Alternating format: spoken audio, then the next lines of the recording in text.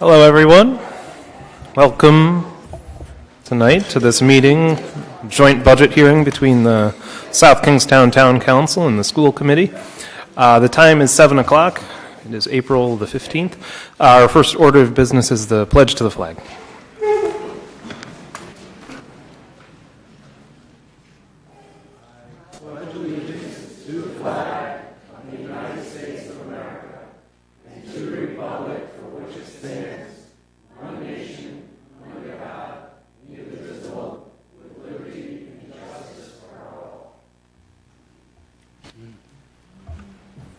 Thank you.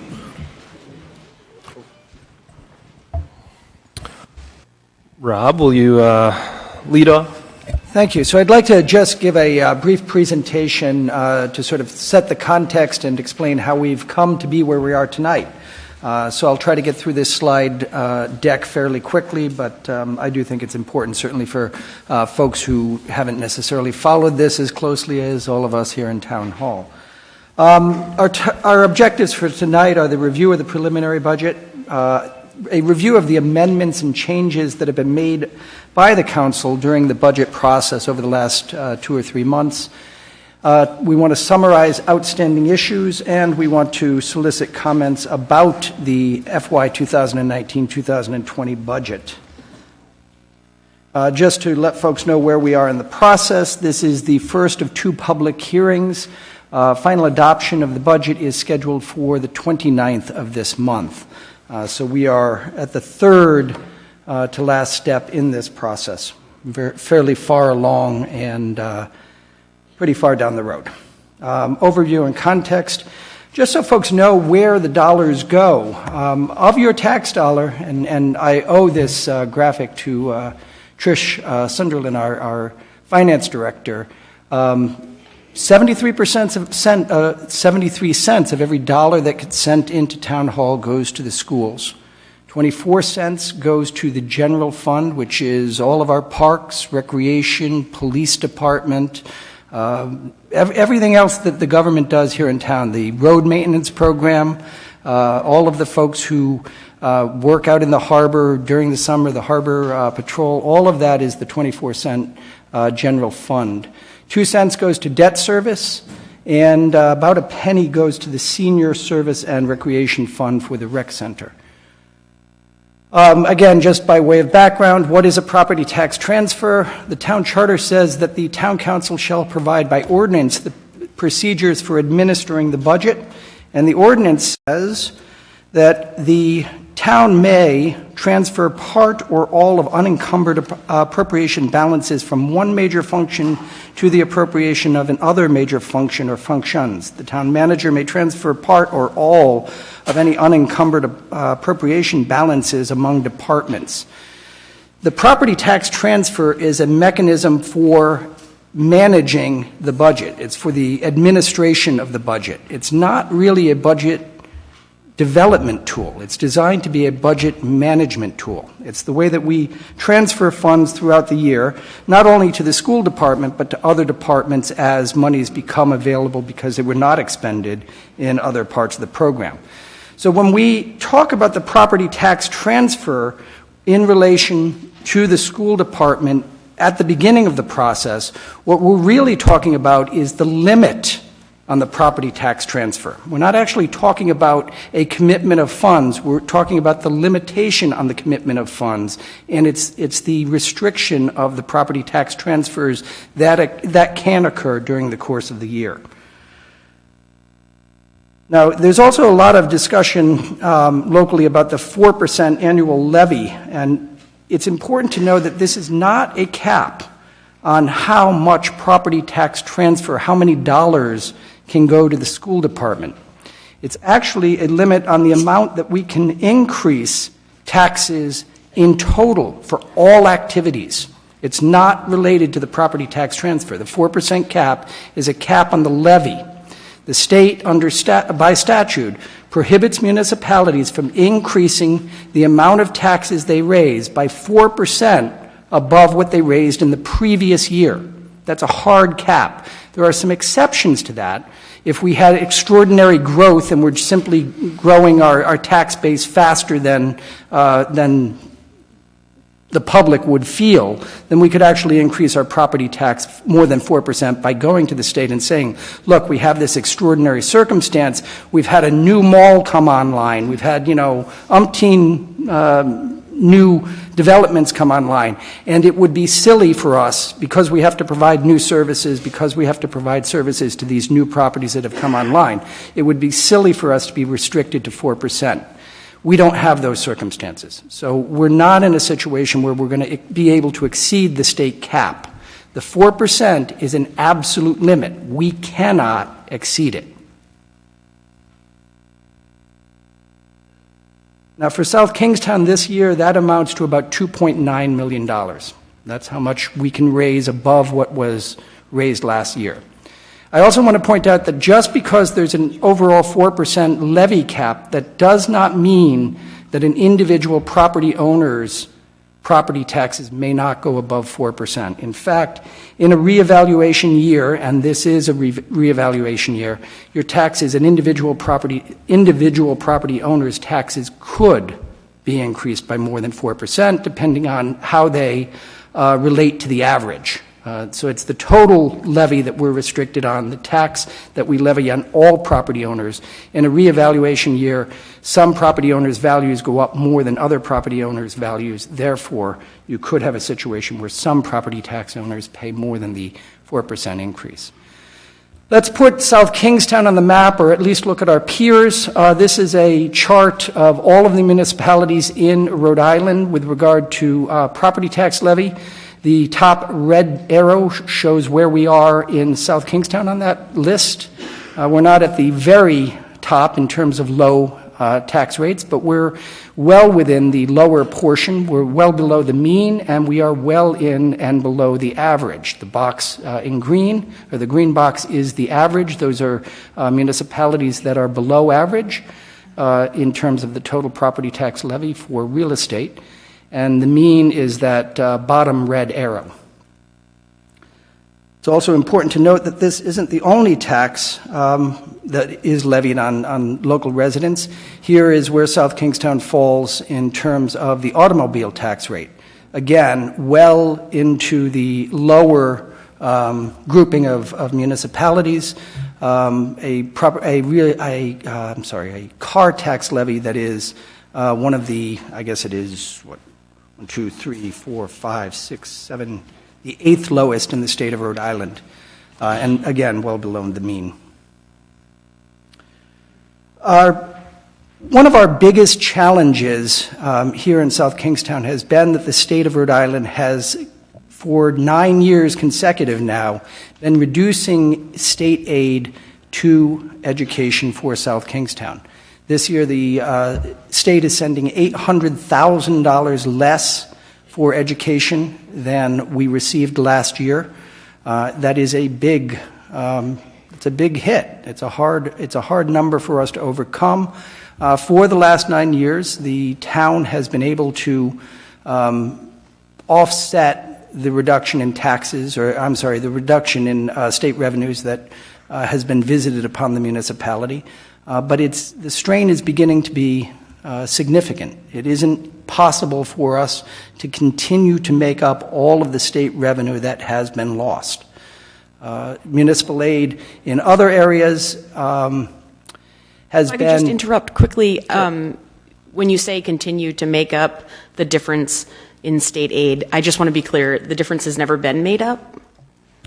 So this year, the loss was $800,000, and the town will be contributing $944,000, which does in fact cover that loss. So, okay, I'm sorry, I must have misunderstood what you meant. So you're not talking about the state aid to education. So you're saying, I guess you're right, $900,000 is made up as about what, 1.5%? Property tax transfer, or how does that? 944 is a 1.75 property tax transfer. Okay, so increase over last year. Got it. Okay, thanks. Municipal state aid has been something of a mixed bag over the last few years. We are starting to see some increases in meals and beverage taxes and hotel taxes. So this is a bright spot, but you can see the numbers. They're just not very large. They're just not, they don't make that big a difference. School construction aid is a decrease of $26,000 this year over last. The challenges that the community faces, and I'm just going to go through these again because this is the context within which the council is trying to balance a budget. Aging road and communications infrastructure, aging facilities, school and other, declining student population, climate change and all of the challenges that come with being a shoreline community with climate change, school facilities project that calls for more debt than we've carried in the past, South County hospital constraints, traffic safety issues abound in South Kingstown, affordability, particularly housing affordability, commercial development imbalance. There's not a lot of commercial development in South Kingstown, and it's one of the things we're trying to do with our fiscal policy is bring people, bring businesses to South Kingstown. We've got an aging population. We've seen a dramatic change in the demand for services, and we may in fact hear from our EMS director tonight about some of the challenges he faces as a result of a shift in our demographics, age demographics. Slow suburbanization, this is actually a challenge because it's a challenge related to the quality of life in South Kingstown. We have avoided sort of the Warwickization of the community. We haven't had rapid suburbanization, but it is coming slowly, and we have not had the benefit of an increased property tax roll. So we've avoided the Warwick problem. We haven't enjoyed the Warwick revenue. We've got to figure out how to balance that. We have a public housing program that is struggling. We're losing students to other school districts and private education providers. And we talked briefly in that list of our bonded debt and the need to improve school facilities.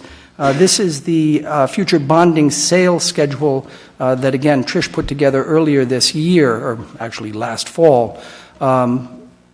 And it shows significant new debt, $81.5 million or $81,500,000 worth of debt. That's a big debt load. It's more debt than we have carried in the past, and it has a significant impact on our ability to put money to operations in the future. As a measure of what is a reasonable amount of your annual budget to be going to debt, there's an industry standard that says 10% is tolerable. You can spend about 10% of your annual budget on debt service and not offend the financial markets. We're bumping up against that with this new debt schedule. So we're not over it, but we're not where we have been historically, which is down in the 2 and 3% range. We're up in the 9, bumping into 10% range. And this is the schedule for debt payments. General fund obligations on our municipal side, these are items that, again, the council has had to juggle when putting this budget together this year. We've had a non-union and union NEA. For the NEA, those are contractual obligations. Non-union by contract with our individual employees follows the NEA agreement. Council 94 EMS and police have been slated for a 2.5% increase. The overall increase is there. Retirement, these are again contractual obligations. They're beyond our capacity other than at the negotiating table to deal with. Same with healthcare and dental. These are position reclassifications and new positions built into this budget that are malleable. These are policy decisions. These are not contractual obligations. These represent a relook at with the exception of the arborist position. These are positions that were evaluated for fairness. There had been a number of concerns expressed in the municipal workforce that our pay system was not gender neutral, that it had over the years evolved into a somewhat lopsided system. We went through and did a full evaluation of those concerns. We did an evaluation of every position in the non-union class that we had concerns about, and came back with modifications, reclassifications of those positions. The arborist's position is a new position. It is really the beginning of what I believe is a long neglected area in South County and South Kingstown's municipal program. We live in an aging forest, and we have problems associated with that. We've got dead trees now, and we've got increasing threats to the trees that we have in South Kingstown. This is a public safety matter. These trees are the trees that take down lines, and these are the trees that fall on passing vehicles. These are the trees that land on houses. We have got to start doing forest management more effectively than we have. This one position is a first line in the sand toward that better program. On the revenue side, department fees, fines, and charges for services, slight increases, but again, this is not going to save our bacon this year. $60,000 is the increase anticipated in fees for the services that are provided by the municipal departments. Licenses, we're actually anticipating a slight decrease in license fees this year.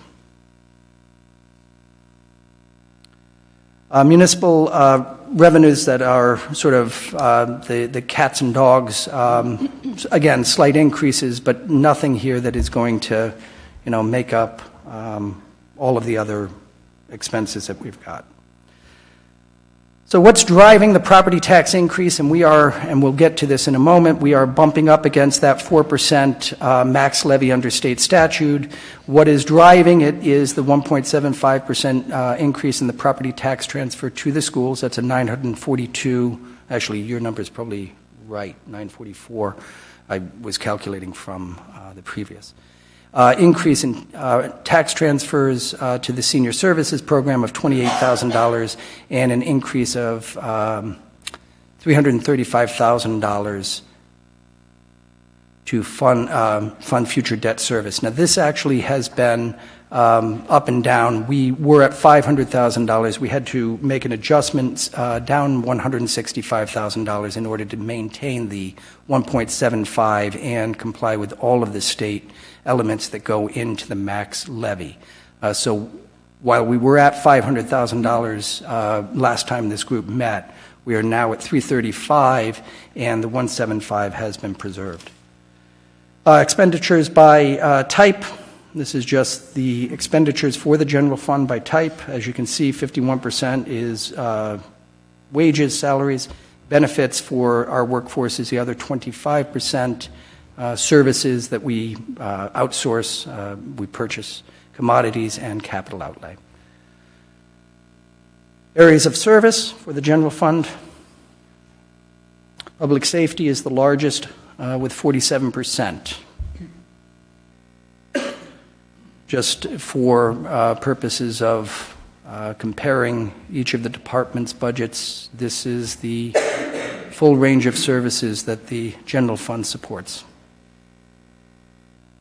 So the preliminary council budget, and I know this is a hard graphic to read. I won't belabor it. I just wanted to make sure that you had a full list in the PowerPoint presentation, but we'll move on to key characteristics on this slide, which is a little easier to read. This is what the current council preliminary budget contains. These are the expenditures.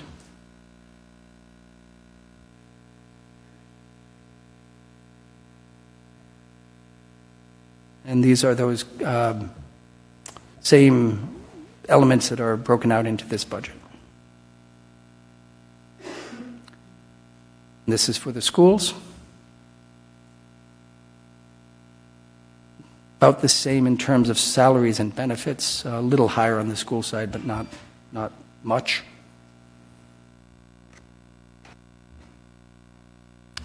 The Council's proposed budget has an operating PTT, property tax transfer, increase from last year of 1.75. That's an increase from the recommendation that had been made to the Council in March. They went from 1.0 to 1.75 in order to limit the impact on the schools to the fullest extent possible. The increase in the property tax transfer resulted in a decrease to the debt service tax transfer of $165,000. So we are now at the lower rate that I had indicated before. Tax-supported funds overall, there's a 6.1, I wish it were a 1.6, but a 6.1 increase in the general fund expenditures. That is the salaries, benefits, and healthcare dental items that were on the previous slide. 0.31% increase in the school fund expenditures, 6.7% increase in the senior services fund, a 9% increase in community recreation center fund, and an 8.7% decrease in the debt service obligation. That's obligations for this year, not monies being put aside. Revaluation numbers, just to give you some context, there's a lot of things that shift around during the course of a revaluation year. The important thing to note on this slide is that the average value increase for residential properties down in the lower right-hand corner is 13.5%.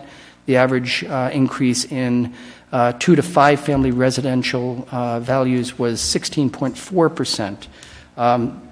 All of this means that the property tax is going to shift, and we're not going to have the property tax that we have known for this period, which is this past fiscal year, which is 1568. That would raise to 1617 is in the warrant. 1617 if no revaluation had occurred. With the revaluation, we're actually looking at a rate of 1445, which is this slide, actually. Shouldn't have done that by memory.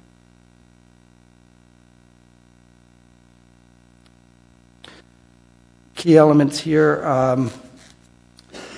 3.97 is the overall levy increase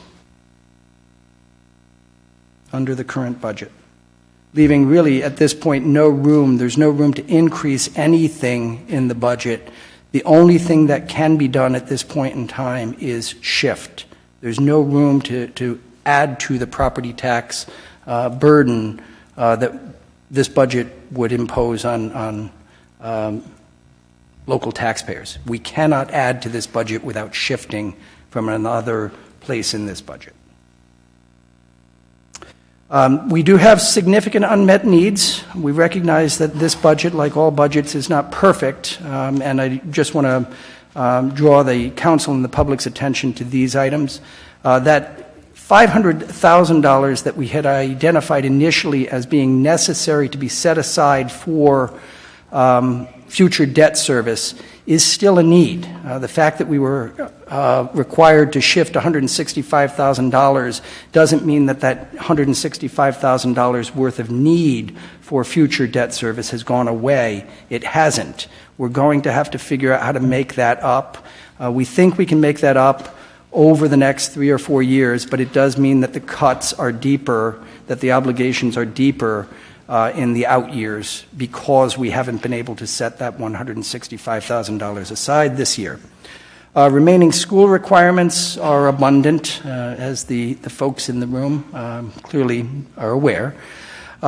We have a need for 4 paramedics. We have talked about this several times during the budget process this year. We also have a need for traffic enforcement and a traffic enforcement officer. And finally, we have a nonprofit organization that came in late in the budget process with what they've characterized as an urgent need. And that is where we are. Thanks, Rob. If we could go back to one of the slides, sort of the overall total program of the municipality. No, it had 92 million or something. Where is it? Might be that one. So it's an increase over last year of 1,107,000, which is significantly less than the 2.9 million. So just want to raise the point that that difference is due in large part to the motor vehicle phase out. Is that correct?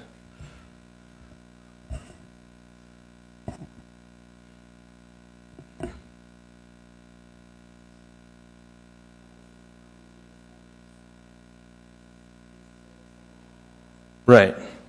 But you would think, like, if we're raising taxes this much, you would see our expenditures go up a similar amount, right?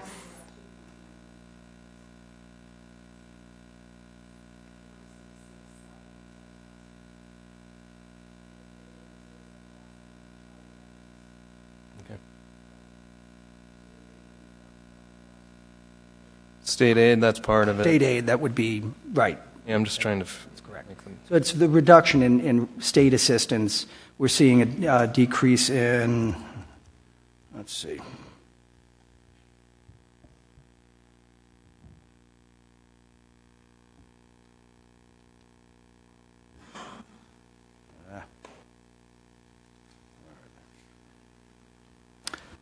So it's a decrease in education aid, the decrease of $26,000 in school construction aid.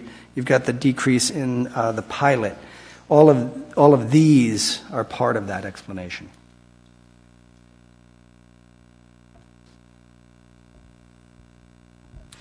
Any other questions about Rob's presentation?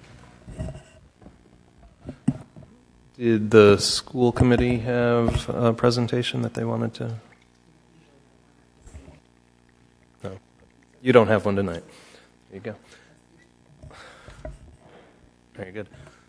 So any conversation at the table about the presentation we've just seen?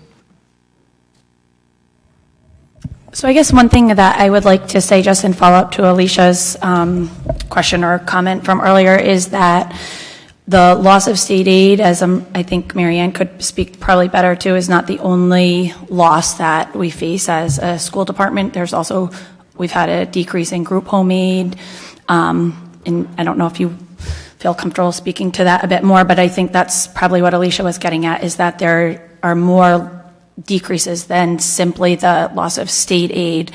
And then that coupled with the increase in costs that we're facing that are unavoidable, that's sort of what I imagine Alicia was getting at, that difference is not being made up. Yes, we did see the significant drop, which was outlined by the town manager of the $800,000. That $800,000 in drop in state aid also includes the associated aid associated with group home aid. We lump it into one number. A couple of significant increases that we've seen this year specifically relates to the voc ed tuition.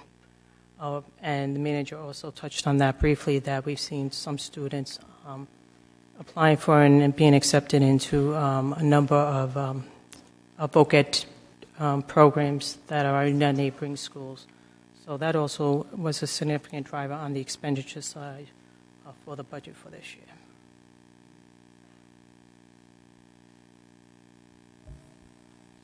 So I had a question for the school side. You were seeking 2.5, 1.75 was approved. There were a number of things on the list that looked like they might get cut. I was just wondering if any decisions had come down about what had been cut as a result of that.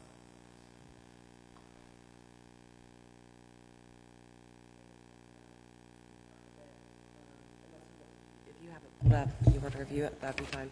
Yeah. After we received the budget from the town council, there was an additional $405,000 cut that the school committee did vote on and approve a couple of weeks ago, and then made a final vote on the budget this past Tuesday. What we did was we eliminated an elementary Spanish teacher to the tune of $111,000. We also eliminated a half custodian to the tune of $25,000, $150,000. We did get some good news with our rates from Delta Dental. Delta Dental came down about $25,000 for us. We also eliminated an ESL teacher for $102,000 and also a clerk at Wakefield School for, West Kingston, you're right, West Kingston for $58,000. We eliminated a .5. The remaining .5 of our literacy coordinator was an administrative position that was cut to the tune of $74,000. That left us with about $8,700 remaining that we need to reduce, and that reduction was taken from healthcare. So that's how we made up the difference between the 2.5 and the 1.75 that was ultimately voted on by the town council. Can you give us so I'm looking at like the final spreadsheet this was, last week in February, I think, and then we've added since then, perhaps the number of personnel positions and the money associated and the non-personnel. Can we just give them an update on that? That might help.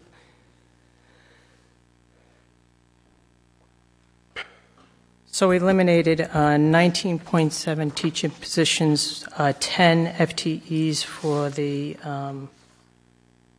teacher assistant organization, four positions in our administration, and a half in the custodian maintenance, if that was the question. A quick question regarding that. The eliminations, does that include people that retired as well, or just job elimination? No, that doesn't include retirements. Thank you. I have a question for either Rob or Trish. The preliminary budget that the council approved included a $500,000 set aside for the debt service, and it's been reduced by the 165. And what's the plan to fix the problem that has created? So there's really only two ways to solve that problem. Either we cut something in this budget by the amount of $165,000, or we add to the out-year burden of setting funds aside. That's the only way we can deal with it. So $165,000 has to be made up. We're going to have to make those commitments for future debt service. We either do it by biting the bullet this year and going back to the full $500,000, or we try to get $165,000 over the next 3 or 4 years. So in savings or reductions in future budgets? Reductions or additional tax levy. I mean, somehow, some way, those monies are going to have to be there to pay debt service. Thank you. Rob, there was also a point where we were going to go negative, I believe, and I don't remember the chart. Can you talk about that? So basically, the way that the capital budget was built and layering in the bonds, the first $38 million we were going to borrow in 2021 with a 2-year deferral on the principal, because by the time the project was done, the principal would hit at the same time the state aid, the housing aid would hit. So it would kind of negate one another. But in year 2024, the initial development of the capital budget had a negative of $900,000. So in theory, adding this, you're going to be adding this $165,000 delta to that $905,000, making it $1.1 million in year 2024. Once the full debt service obligation comes into the debt service fund. And the only other quick question, the $500,000 was how much of the overall increase in our, in our tax levy, the $500,000 we were going to put aside originally? What percentage of that?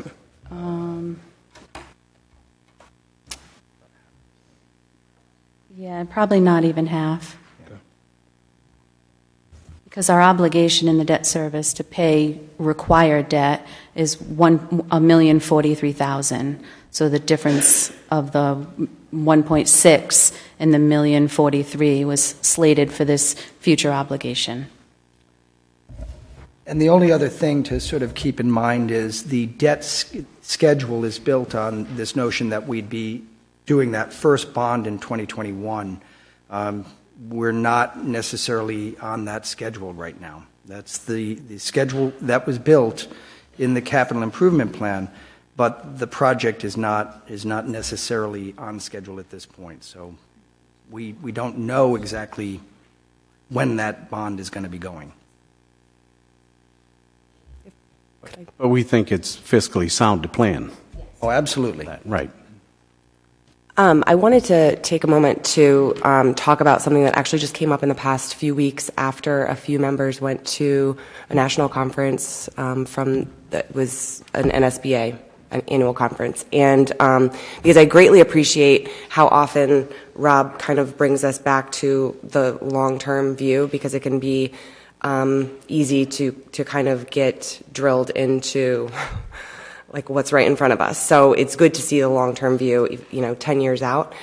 And because we all know that that's what we need, is not just like a big rock fix each year or every 5 years, but we really need a holistic improvement in the way that we approach all of the spending. Like the little things add up, the little things can't go.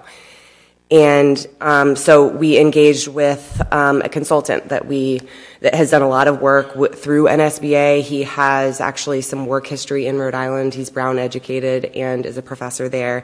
And he made the trip up from Pennsylvania to meet with us at our school committee meeting recently to tell us what he does and what his what goes into his operational efficiency studies.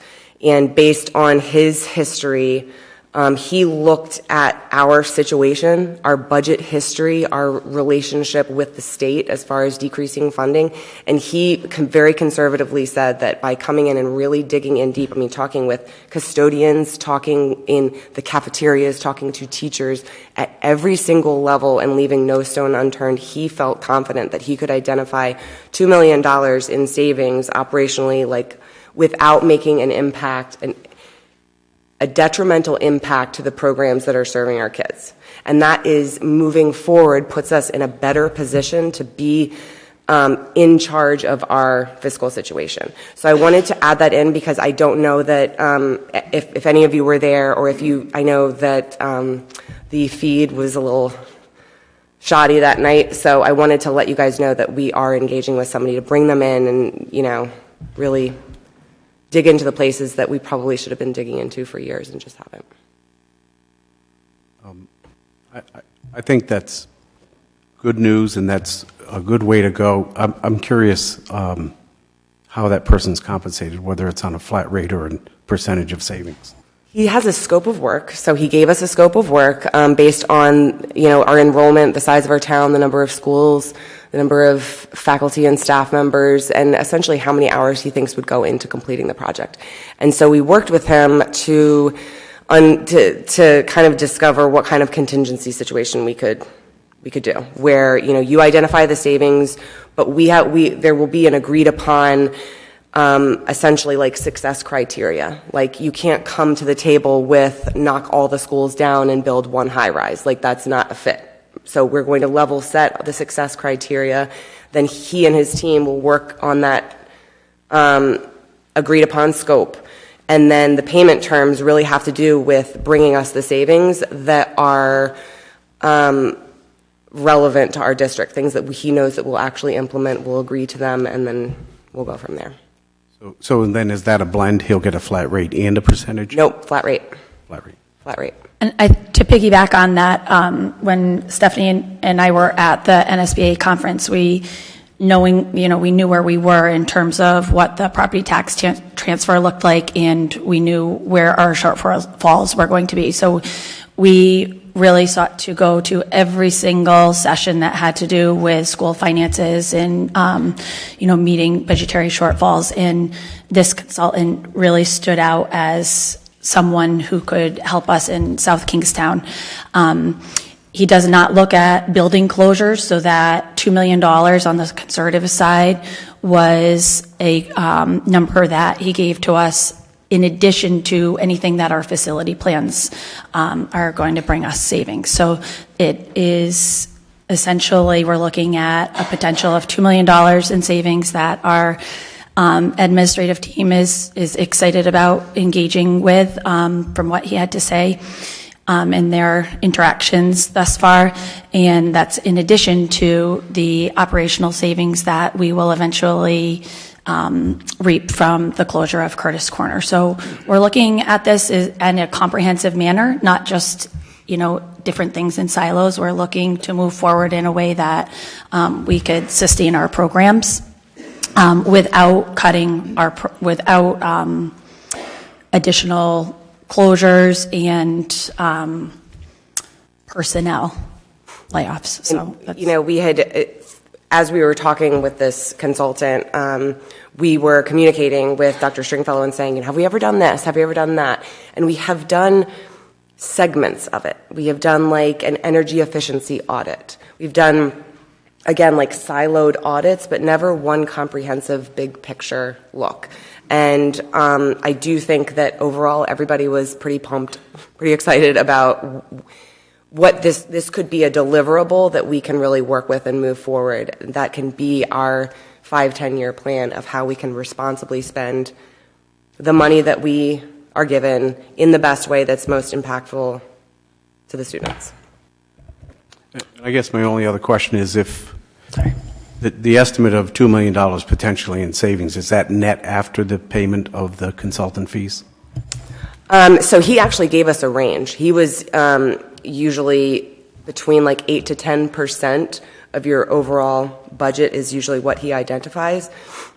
He went really on the conservative side, mainly because he just knows that we've been in a rather tumultuous town environment these days. So he's like, let me just kind of go in really low.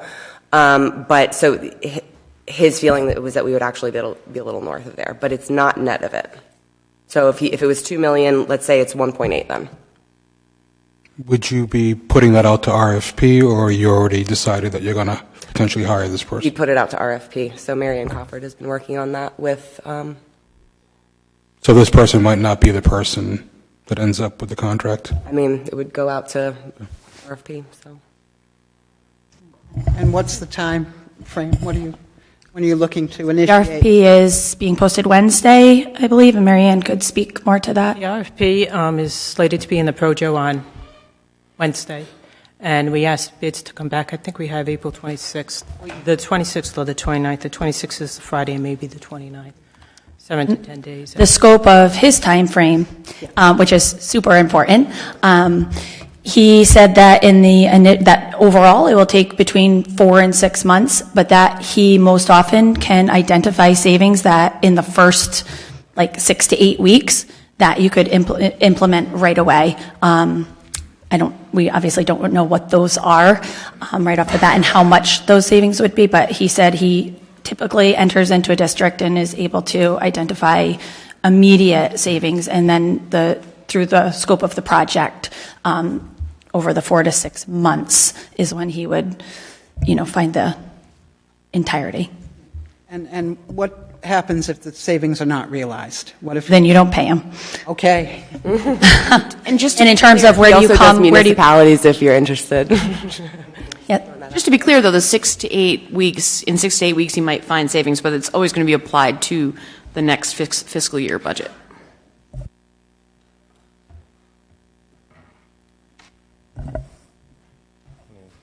Any other comments up here at the table? Just one more thing about that, why that really is so exciting, is we know a lot of places where we could be more efficient, right? Like we've had transportation subcommittee who works really hard, but it's difficult to formulate a plan of how to address that. And I think that everybody is doing their best, but if we have someone from the outside to come in who does this all over the place and may have some different ideas, that's just one area where we know we could make some improvements.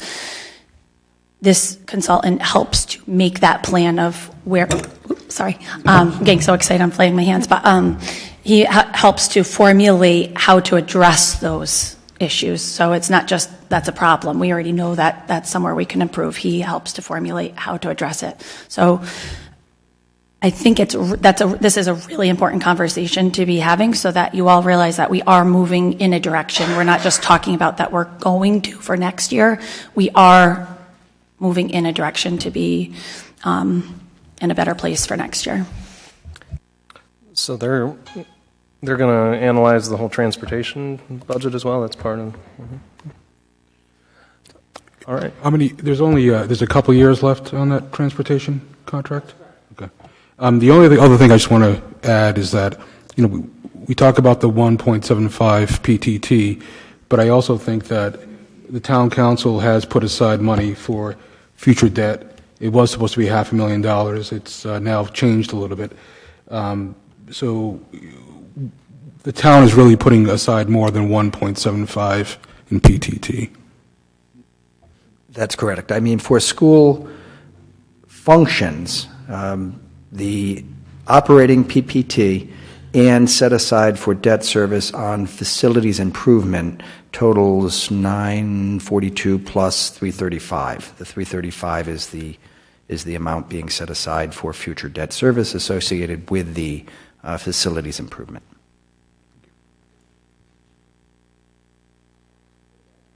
Closer to a 2% commitment on the part of the town, 2% property tax commitment to those activities. All right.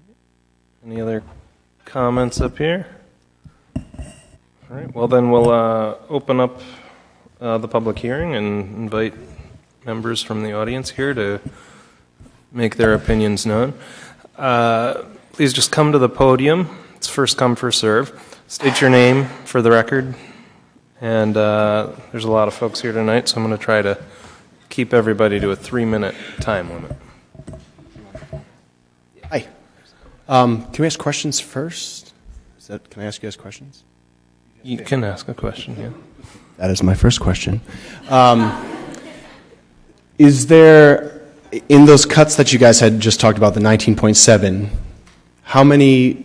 Did you state your name for the record? My name is Ryan Muir. Is there an amount of actual teachers that are being cut? Is there a number? Not yet. It's actually 21.7 FTEs, so it was 19.7 plus the ESL and the Spanish itinerant that were noted at the last meeting. Okay. And so some of those will be, the principals are scheduling now based upon student choice, and the elementary principals are also scheduling, but middle school and high school typically drives some of those FTE pieces. So that's not been determined yet. Okay, so I've been, just things I've heard, 1.5 for itinerant. So I'm the music teacher, theater teacher at the high school, and I was told 1.5 or 2.0 of itinerants will be cut. At the middle school At the level. middle school level. So 1.5 at split CCMS teams. and 0.5 at Broad Rock. Correct. Okay. That was an early cut. That was one of the first cuts. Right, and so, but that hasn't been allocated to a specific. Correct. Okay, so then, with that being said, I'm here just to advocate for the music department, specifically the theater department, and cuts not to be made to that specific department. There's been a lot of information swirling around, and it's difficult for myself, and I think for parents who are here to understand exactly what exactly is happening, and so I'm here before it's too late to try to just say my piece, and so you all can hear it. I very rarely have everybody here from the administration, school council, and town council, so I think this was a good time to do that. So I would like to address the fact that we are clear that it's 2.0 in itinerants, 1.5 from CCMS and 0.5 from Broad Rock. Is not yet known where the cuts are going or what discipline they will be made. However, I unfortunately have been through this before, and if I did not start to advocate for music right away, the cuts would come, and there would be no chance for us to be heard. I'm here to advocate for no cuts to be made to music, as it will directly impact every part of our program. I'm hoping that the town council will entertain the increase in property tax allocated to the district, although I know you said that's not possible. However, with the new thing that you guys were just talking about, there could be some overlap where that might be possible in the short term if we had someone, what was the name of the program that you just, Public Works, if the Public Works could find money, maybe there could be an increase in the allocation of the taxes to more than 1.75%. I know some of these numbers are above me right now, and it's a lot of information to take in, but just it might be a possibility.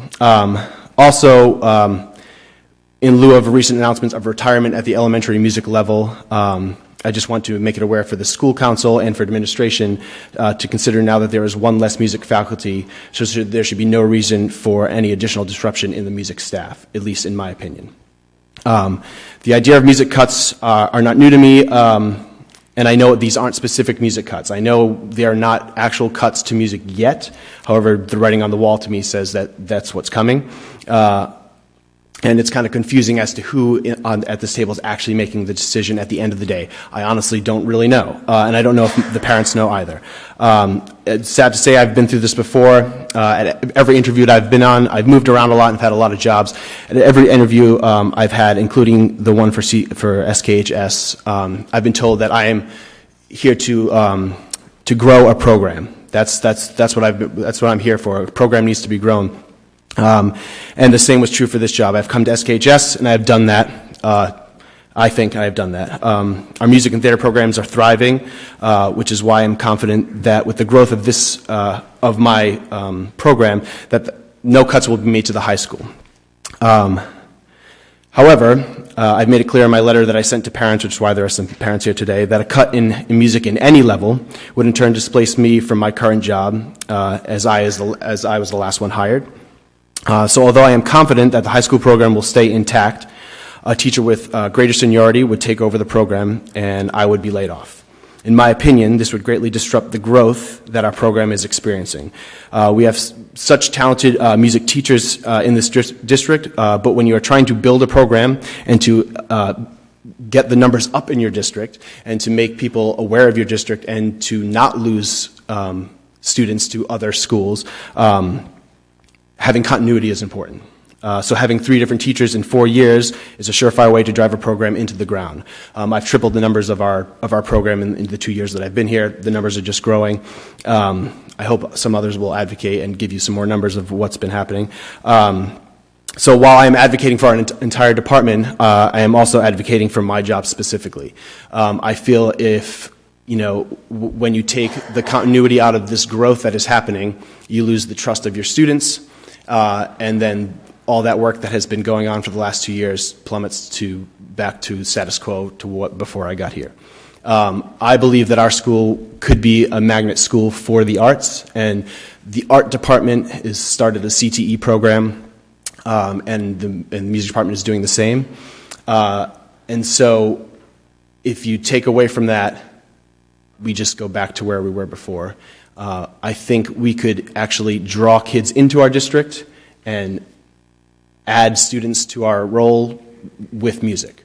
And I know, again, those decisions have not been made, but I'm here to make my case only because I've waited before and then decisions are made and then it's too late. Our program's on track to help the growth of SKHS in the district. I know there are decisions at every level that will affect what happens next, and I hope administration, school council, and town council will take in consideration when making decisions on budget and cuts. And that is all. Thank you for your time. Thank you, sir.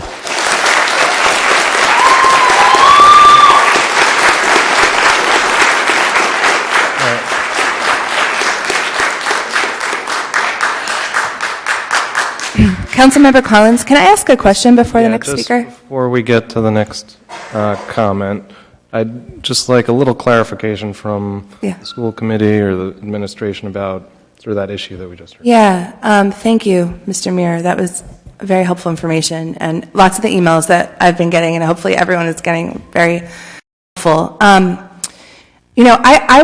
think what would be helpful is to hear from the superintendent about the process, because I don't want to downplay how many jobs we are talking about of real life people like Mr. Muir who do incredible work in our schools.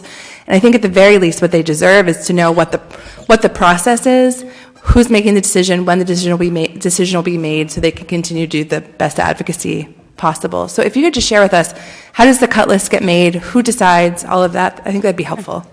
So it's done in the same way every year. We're a district that is obviously based on enrollment and obviously based on student choice. So in our district at Broad Rock, Curtis Corner, and the high school, student choice in their schedule determines staffing.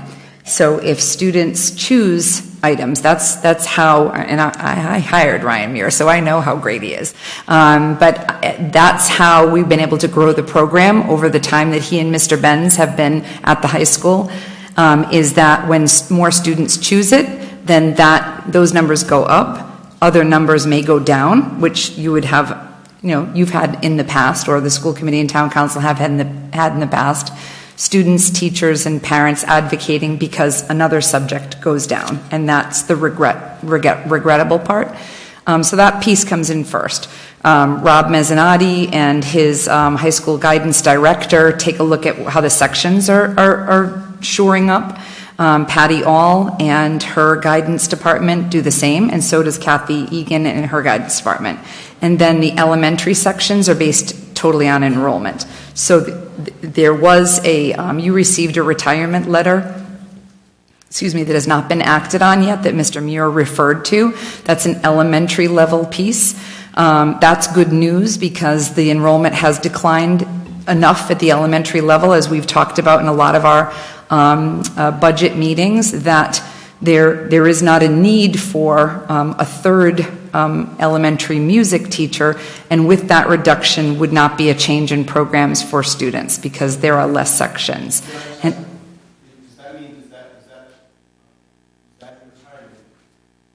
that part of the 2.0 cuts that are being made? so there's a whole bunch of different, maybe I should go through all the cuts that were made, and would that help? Because there's more than just the middle school piece. So we were going back and forth on board docs. Let me just make sure. I think more what folks maybe might be looking for, Dr. Stringfellow, is we don't know who makes the cut list. When does the vote come before the school committee? When will they know? Vote comes before the school if his committee job on is- May. It's either 14th or 15th. When is your next meeting? And that is the original, that's not the cut list. You've already made the cut list, but that's when the layoff list happens, the displacements happen, the involuntary transfers and displacements happen every year in May. And I think one of the issues that Mr. Muir spoke to that I wouldn't be able to speak to unless you brought it up is the seniority piece. That's a different piece this year because of the last school committee meeting. And so in the past, during the former personnel assignment team process, teachers had an opportunity to interview and then be selected by a group of their peer teachers and administrators, a 50-50 blend in an interview to determine who among these 4 applicants are the most qualified for this job. And that's not a part of what we do anymore. Now it is strictly by seniority. But if the position doesn't exist, then there's no interview anyways. It's So just in my seniority. mind, nothing's finalized yet, but I don't know of cuts to high school music. No, I don't believe there. In what I just said, I don't believe there are going to be cuts to high school. I think high school music. It's impossible. We have our numbers are off the charts. There's Right, no way but the bigger question is, will lower seniority teachers be affected by cuts made in, let's say, in your case, in the middle school and elementary school? Right, I'm just. That's likely going to happen throughout the district. Right, I'm just here to. My point was that a cut at even the lowest level affects me, just me, only me. But that's the case for, I think Ms. Markey was getting at, for the 21.7 FTEs, there will be 21.7 FTEs gone that were here last year, or were here this year. Yeah, and I think, first off, We haven't determined who they are yet. To be clear, I think people are laid off based on seniority, based on Right. state statute, not because of anything that happened at a school committee. But second, I just want to add... It's the layoff, but it's the getting back in. Okay, but That we don't changed. know yet if itinerants in the middle school music program are definitely laid off, if those itinerants are... Right now, I know You that. don't know that. I'm here to head that off in the past, head that off before it happens, and to say that if when the program diminishes, if I go, not to saying it will, this is just my inclination that, the draw to keep kids there, a bunch of the kids here, that's why they're in our school. Arts are their thing, and so those kids will slowly find other paths or find other things. I'm not the end-all, be-all of music teachers. I've just started something. The ball is rolling, and so okay. Mr. President, if I may, a question occurs to me and that is, given the state of the staff reduction discussion on the school side, do you have a number associated with what it would take to build back that program? What would we have to add back into a budget? I don't have that tonight. But it's not a simple one position kind of situation. You'd have to go up the seniority ladder. And what's the number associated with 2 itinerants? It's 2.0 itinerants could be, as someone mentioned earlier, it could be a 0.2 of you, a 0.4 of you, a 0.6 of you, a 0.8 of you. That information hasn't been solidified yet. Kristen, could you clarify what you meant in your comment? When you said something like about something changed in the last meeting or something like that? So at the last meeting, there was a change in our personnel policy, and it changed it from, Ms. Markey is correct, state law, you lay off the least senior. So Mr. Muir has already identified himself as the least senior music teacher.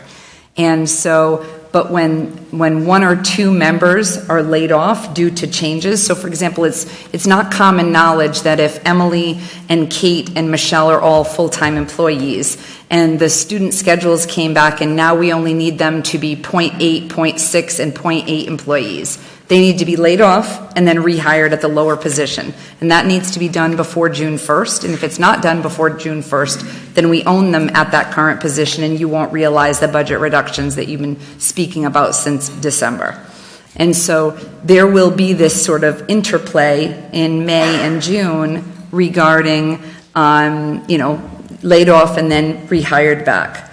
The laid off is by inverse seniority. It makes sense that if that's the state law, that the least senior of our valued faculty members will be affected.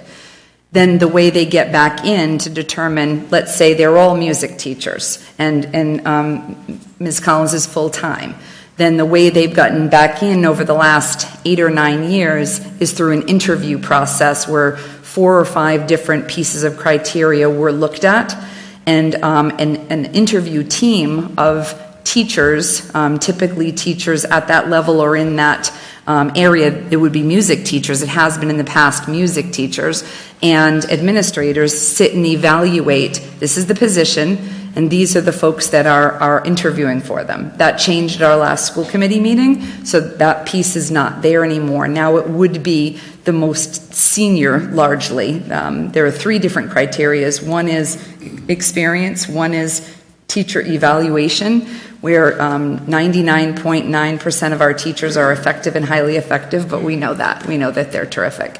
And the third is seniority. And so, as Mr. Muir, I think, spoke to, seniority is a driver in that put-back piece. That is a worry of many of our teachers. Sir, just make sure you're speaking. The new rule excludes teachers who haven't been in the district for more than 3 years, right? So because I've only been here 2 years, only seniority applies to me. I'm not the one to ask that question of, to be honest with you. I have not asked that question of the lawyer yet, but I don't know if Mr. Nelson or Mr. Is he in the audience? Yep, there he is. That would be a great question. That's my question. Could you repeat the question again? I'm sorry. The new rule, is it Pat? Is that correct? Pat. Excludes teachers who haven't been teaching for more than 3 years, meaning that seniority is the only factor if you have not been there for 3 years. I've only been here for 2 years. What? Middle column of the form. I don't have the form with me. I don't know. But what I'm saying is, on the left. and this is irrelevant if there are no positions for this to apply to. But if there is a 0.6 position available, I am the only teacher who has taught in high school. I have the most experience in high school. Because of that, I should have some points or whatever. But because of the 3 years, I haven't been teaching for 3 years. That does not apply to me. Right? Good. I believe so. You're right. I believe so. Yeah. Yep. It's a lot of eyeballs staring at me. But absolutely. Yep. Right. And that's only saying that there is a job available. So that's correct. Right. And just to clarify, the new process is for displacements only. For voluntary transfers. Yeah. That's it. Right. For people who are laid off, unfortunately, due to budget cuts, which it stinks, Yeah. you know that, Yeah. it doesn't impact them until they're recalled back. And that's state law. If there's yeah. Correct. Ryan, can you just state your name for the record? Oh, I'm sorry. Brian Nelson, NEA president. Thank you. Thank you for your help.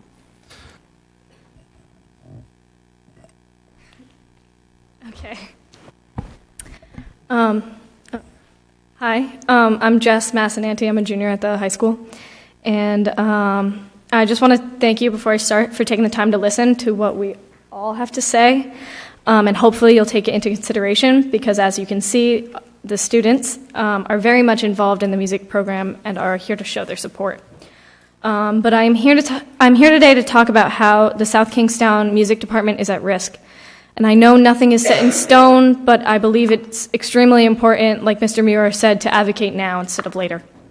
I personally am involved in both the music and theater programs at the high school, so much so that I'm actually vice president of the advanced vocal jazz ensemble called Escape. We need to do whatever it takes to keep Mr. Muir and Mr. Benz where they are right now. Again, not that anything is set, but since Mr. Muir is one of the newest teachers, he is likely to be looked at. But they have done more for South Kingstown Music Department than anyone has in years past. For example, since hiring Mr. Muir, the choir program has grown exponentially from 25 to 58 students and is on track to have 70 for next year. Many students have approached me and said that the music program at this school changed their lives, specifically under the direction of Mr. Muir. One student in particular said, "Before Escape, I felt like I was so alone. Our group is so amazing, and it would be an absolute shame if they took that away. I know music isn't just my savior, but it's so many others. It gives people freedom of expression without feeling judged. They say they want to make schools a safer place, yet they're going to try and take away something that many kids rely on to express themselves in a safe and productive manner." Another approached me and wanted me to talk about how Mr. Muir and the music department helped with their mental health and stability. Now, I can only speak from personal experience, but in my case, without music, specifically without SK music, I likely would not be the person standing before you right now. According to Harvard Health, actually, music can help those who suffer from depression, as I and many other students do. Personally, music helps me focus, as I have ADHD, and it is also able to help me be grounded during a panic attack, as I have 2 different anxiety disorders. I know for a fact that I am not the only person that Mr. Muir and Mr. Benz have helped through music. But changing the leadership in our music program wouldn't only have emotional repercussions, but it would also have academic consequences. Many students have gotten into colleges based on music scholarships. There are some who have even gotten into the prestigious Berklee College of Music because of the work that Mr. Muir and Mr. Benz have done for the department. Without our current directors, these students would not have been able to fulfill their dreams or their potentials to the best of their abilities. A student who graduated last year reached out and told me that without Mr. Muir and the music program, they're not sure where they would be right now. And it's not just music. The theater program has changed as well. In his first production at the school, The Addams Family, Mr. Muir was able to create an accepting and fun environment in which countless kids found a place to belong. He specifically chose a musical with a large ensemble or supporting cast so that no one was excluded and everyone had a really important part. Without the ensemble, the show wouldn't have worked. But he not only made sure that everyone had a part on the stage, but in the production of the play as well. The carpentry department built the set, the art department painted and designed it, the music department was a pit choir and orchestra, and the drama department was in the play. Everyone had a role, so to speak. That play's attendance was the highest in SK history, with 3 of the 4 nights having over 450 people a night. We had a total of almost 1,800 people attend the production overall. Music and theater are a safe haven for a lot of students. It's a place where they can both express and be themselves. The groups that Mr. Muir and Mr. Benz have created have become a safe haven for countless students who don't have one otherwise. It's become somewhat of a family for us, and it's difficult to imagine how a family is affected if we're forced to start over with new leadership. Another note more about the funding for the music program is that we're losing students, as you mentioned, to other districts and private schools. We are losing many students to those schools that have better funding for the music and theater departments. If there is a way to just not cut funding for the music department, it would increase student enrollment, which you mentioned was an issue. If SK had better music funding, it may also attract families and increase student enrollment, along with increasing the town population. Because if those families move in order to give their child opportunity to thrive using our music program, then it obviously increases how many people live here and the economic benefits of that. And you said earlier that you're looking for the most impactful way to benefit the students, and the best way to help us as students is to save our music program and to keep the directors where they are. On behalf of Escape and the South Kingstown Music Department, thank you for your time.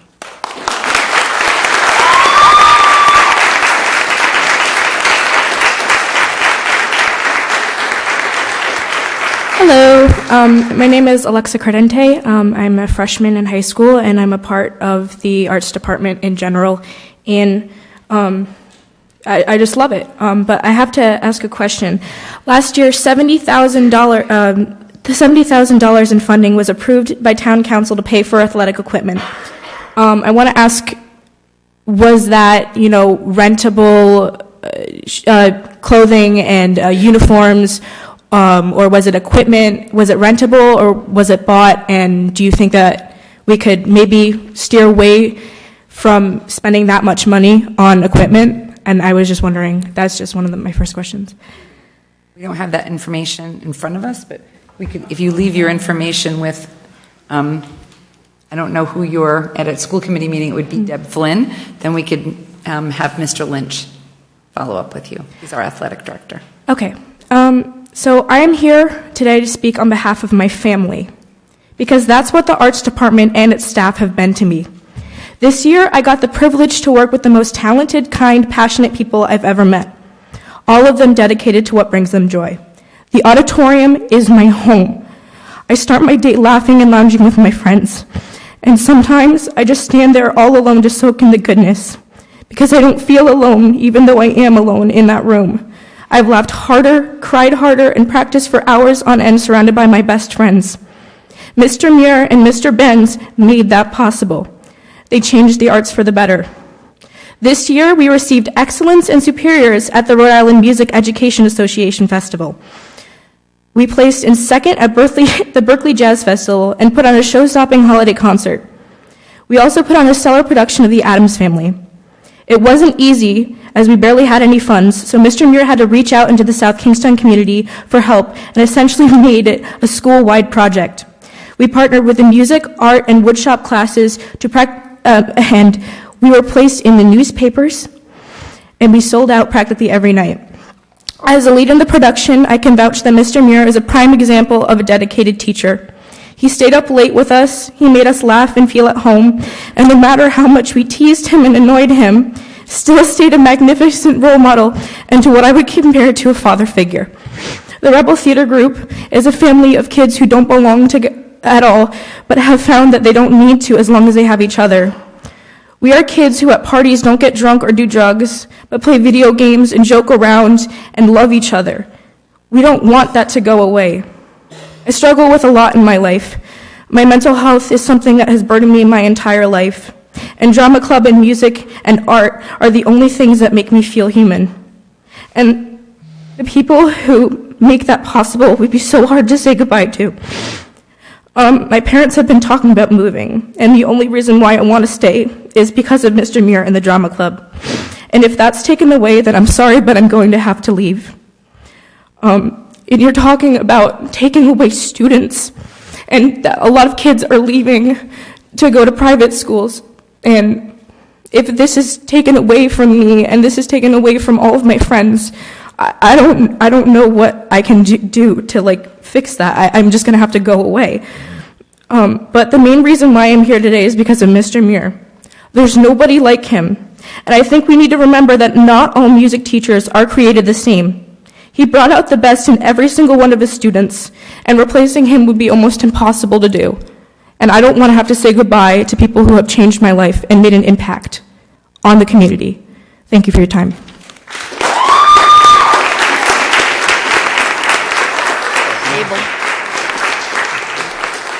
Just before we continue, this is a public hearing, and it's my job to try and maintain decorum in this room. So I just ask people, there's lots of great things being said by everybody who comes to the podium. If we, can just tamp down on the applause a little bit, meeting will go a lot more smoothly. So thank you for your interest in it all. But can I just say one thing? I'm so sorry before you speak.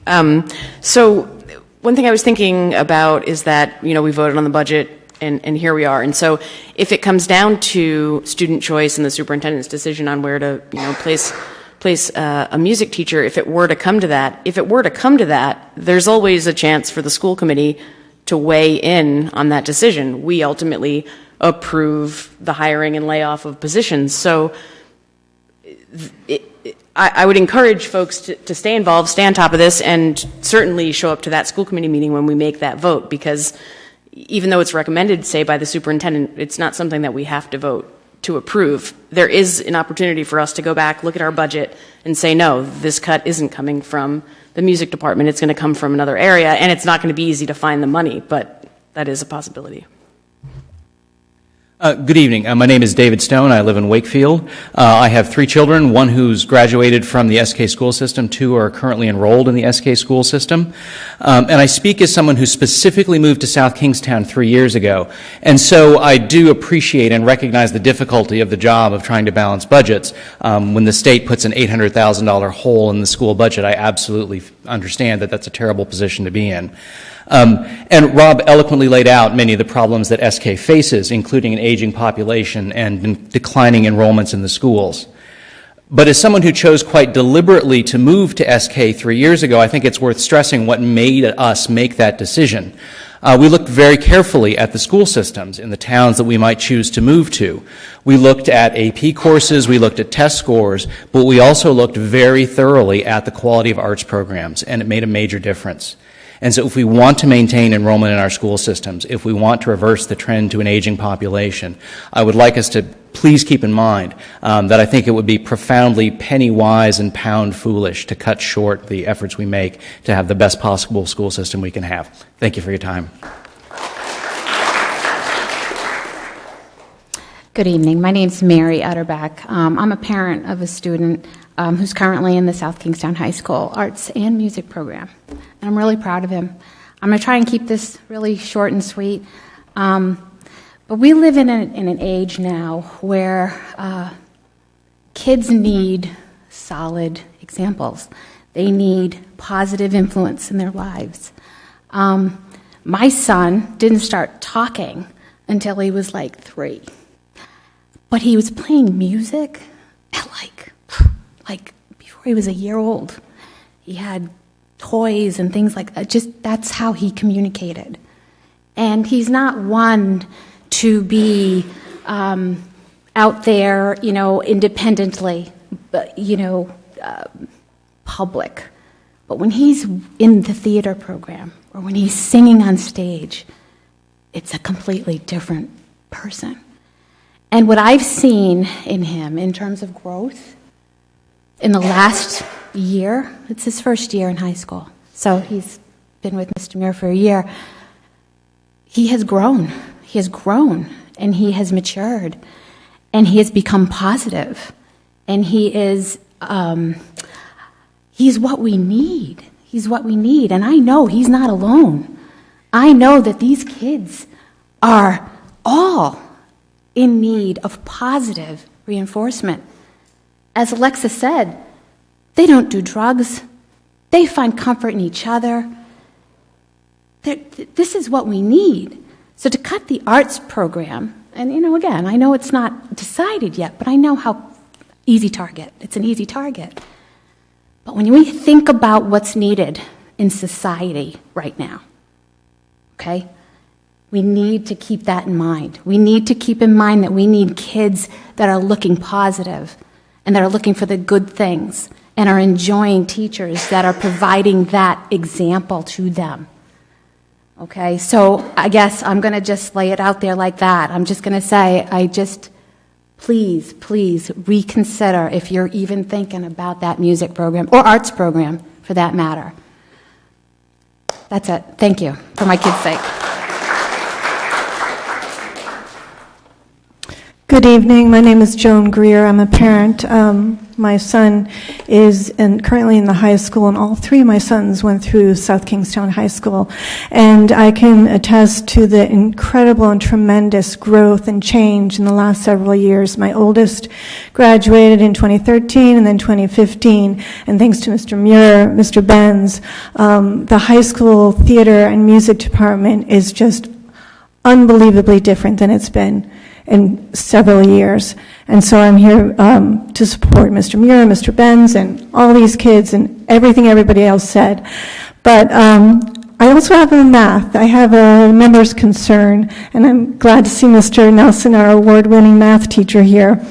I'm looking at this proposed budget, and when you mentioned that the school department gets 73 cents on every dollar, I thought, wow, that's a number I haven't heard before. So I tried to do the math myself, and I looked to this last box here and did the division, and I come out to 63 cents for every dollar. Right. The difference is tax dollars versus fees, permits, other revenue sources. We're only talking about tax revenue when we say 73 cents. It's only property tax revenue and automobile tax revenue that constitutes 73 cents. We have 24% of our revenue coming in from other sources, building permit fees, license fees. That's not part of that 73 cents. Okay, so it's 63 cents out of taxes on every dollar. Is that what you're saying? 73 cents on all of the property tax collected. So of every dollar that we collect from property tax payers, 73 cents goes to the school. Okay, so if we look at all the money coming into the town, it's not 73 cents on a dollar, it's 63 cents on a dollar. Is that right? That's correct. And fluctuates, but yes. Okay, so maybe if we could make that 73 cents on every dollar that comes into town, maybe we wouldn't have all these problems. And maybe it makes sense to spend that much on the schools, because the schools not only for our students, but for all of us, obviously. These students are our future. Right. So I think it's a little misleading to say 73 cents. And I think I'm not quite clear on the 1.75%. Mr. Collins, were you saying that that's in stone now, that we can't change that? No, this is all part of the budget option process. Perfect. We're just all right. taking input tonight. Our final adoption will be at the end of the month, the 29th, is it? Okay, right, perfect. And I am strongly going to advocate that, as I'm sure everyone here would, that the more money we can put into our schools, the better. And we've all dealt with budgets. Every one of us in this room has dealt with budgets, and it's a matter of priorities. I see the budget to maintain the recreation center, which is a beautiful place. Somehow we found millions of dollars to build that, and I'm sure a lot of people appreciate it. But again, it's priorities. If we found the money to build that, we can find the money to keep our music and our theater departments not only intact but growing. I don't know how. I don't know how the principals can deal with being told every year that they not only cannot improve things, but they need to cut back. Makes no sense to me. Thank you.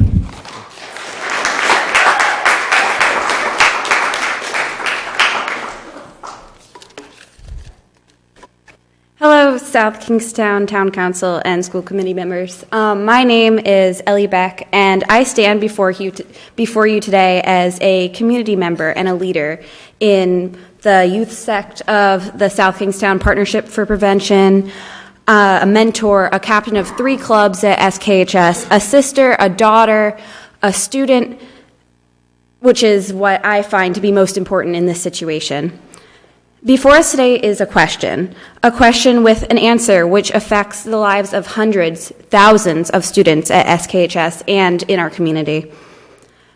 The music and arts programs have changed the lives of thousands of past students and thousands of future students.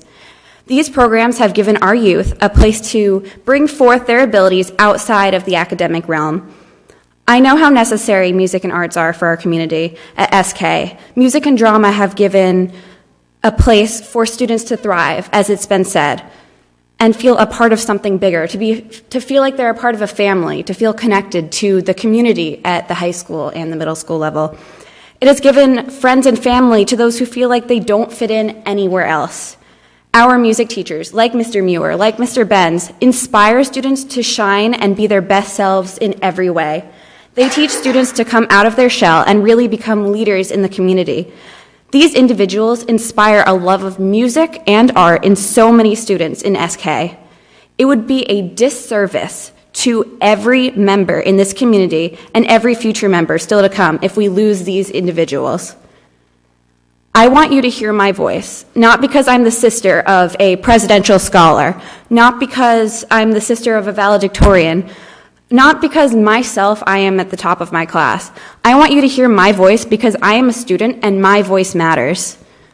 I think individuals don't understand the magnitude music has on SKHS. Music benefits our students in ways that cannot be overlooked. It develops reasoning, memorization, increases coordination, helps with school engagement, helps with emotional development, improves SAT scores, builds imagination and intellectual curiosity, develops spatial intelligence, improves self-confidence, just to name a few. It is said that we want to invest in our future, and I think that these students are the future, and it's so important that we therefore invest in the students in this music department so they can shine and really show what SK has to offer in so many ways. It is said that scheduling and budget is based on student choice. And I want to tell you that these students, they choose Mr. Muir. They want him. We want him. So if you're basing everything on our student choice, I think that it doesn't make any sense to cut these music programs, because with everybody that has shown up today, you can tell that music is what the students want. It is what is chosen, and therefore it cannot be overlooked. Thank you.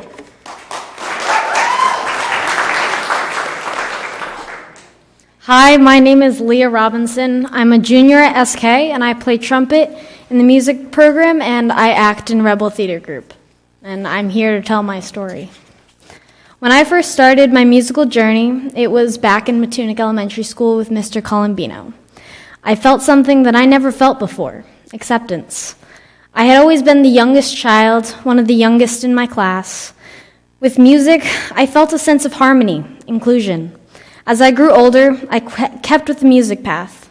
I'm in the SKHS Jazz Band, the concert band, the symphony orchestra, and I performed in the pit orchestra for the wonderful musical, The Addams Family. Being the youngest child in my family, I've seen all of the changes in the recent years at SKHS in the music department. I saw the change when Mr. Benz took over from Doc Smith. That band went from 17 kids to over 60 kids in the course of the 3 years that Mr. Benz has been here. The change in the music and art department can also be seen in the theater. The Addams Family was one of the most successful events in SKHS history, and we're looking forward to a glorious show of Almost Maine this coming May. As much as I'd like for us to not have this debt placed before us, I know it's upon us. I implore you to please put yourself in our student shoes and realize that this program has changed so many lives. I can firmly say that without the arts, the students you see in the seats out there, they wouldn't be the people you see. They'd be more mindless drones, because that's what we're programmed to be nowadays. We are Rebel Theater Group. We're the future of SKHS music. Mr. Muir and Mr. Benz helped us grow together. They aren't just our teachers. They're mentors. They're comedians. They're lead bands. They're our friends. And we don't want to lose our friends. So I thank you for your time. And I implore you to realize that we're a family. We don't want to lose our parents.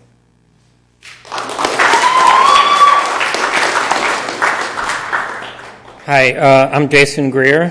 My wife just spoke a few minutes ago. I have some different comments to make. I'd like to make as a father and as a scientist and educator. So first, as a father, as my wife mentioned, we've had 3 kids in the South Kingstown school system starting in 2003. And from day one for all of them, they were all in the music programs. They've all been high achievers. And the thing that I'm most proud of with them, despite all the other amazing things that they do, is their ability to stand before a group of people with, their nerves not going crazy the way mine are right now, and speak with confidence and much more eloquence than I could possibly muster. And I attribute that to their experiences in the music and theater programs. They've taken part in all of those things. They can address a crowd without any problem. Secondly, as a scientist and educator, I'm sometimes in a position where I'm looking at piles of resumes, trying to figure out who the best person would be to join me in my lab and with my colleagues. And as far as scientists go, I am as much of a geeky, technical person as they come. I want people that are really good at math, for example. But when I'm looking at 2 resumes, one of them, maybe one student doubled up on their science classes. The other one maybe put some of their time into art and music. 9 times out of 10, I'm going to pick the latter. Because those are the people that care enough about humanity to do the kind of work that we do in applied scientists, but also have the confidence to ask questions and to question authority and to solve problems. It's that art and science the experience in the arts and especially the performing arts that gives them that ability. And those are the students that I end up having the best experience with as a mentor. Thank you.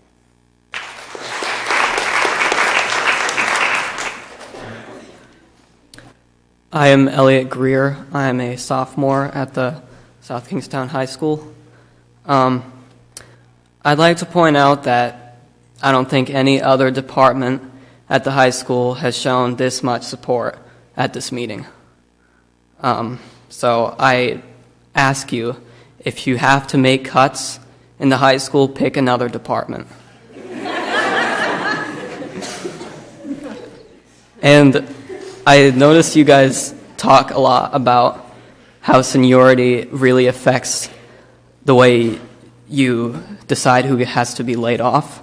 But if you keep hiring and firing music teachers, no one will ever have a seniority advantage. And I also think that Mr. Muir and Mr. Benz use time very well. I don't think I've ever seen anyone use time so efficiently as those two people. I always feel exhausted after a jazz band class or a drama club meeting. So I think those 2 people deserve a paying job because they work very hard. And I thank you for your time.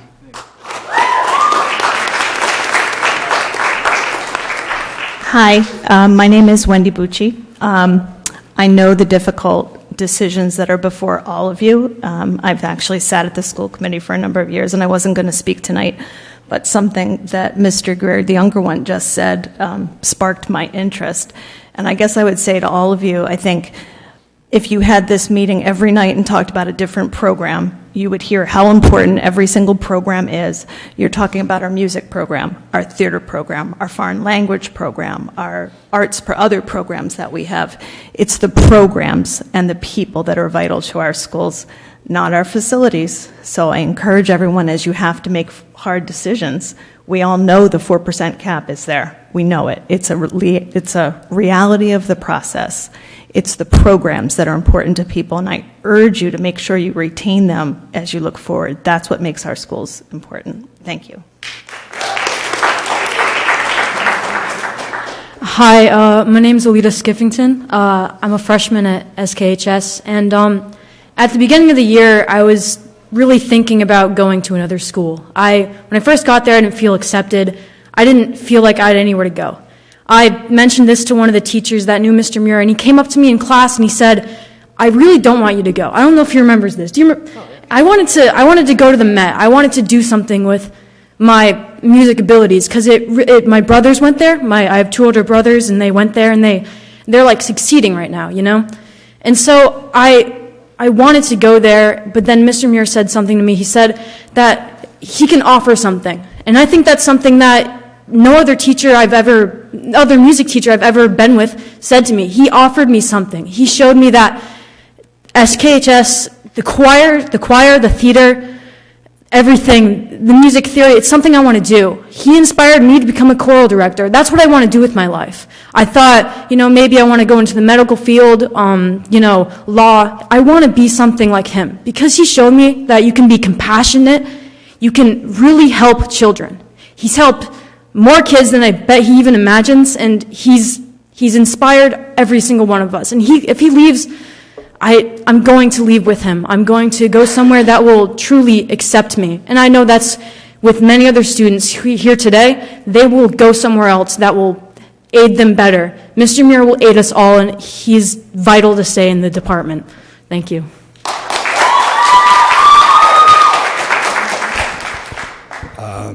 Hello, my name is Henry O'Brien. I'm a junior at SKHS. I've been in Escape and Drama Club ever since I can remember. I've been in Escape and Drama Club ever since freshman year of my high school career, and I've seen the integration of Mr. Muir into the Drama Club.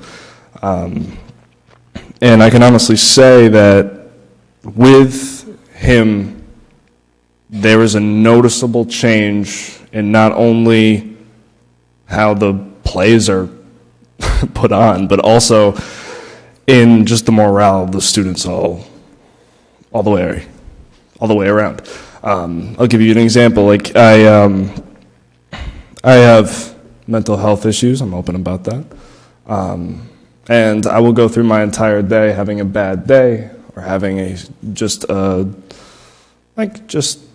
for no real reason, just circumstances are circumstances. And I will get to the end of my day, and 9 out of 10 times, the one teacher that will ask me if I'm okay is Mr. Muir. And that is, 9 out of 10 times. I mean, often when people are making budget cuts and when people are deciding where to put money in terms of schools, art is often overlooked, and as a result, the good that the art programs do is also overlooked. And it was a good place starting out. But with Mr. Muir, it's still growing. I mean, we're on April vacation right now, and it's still growing. But yeah, thank you for your time.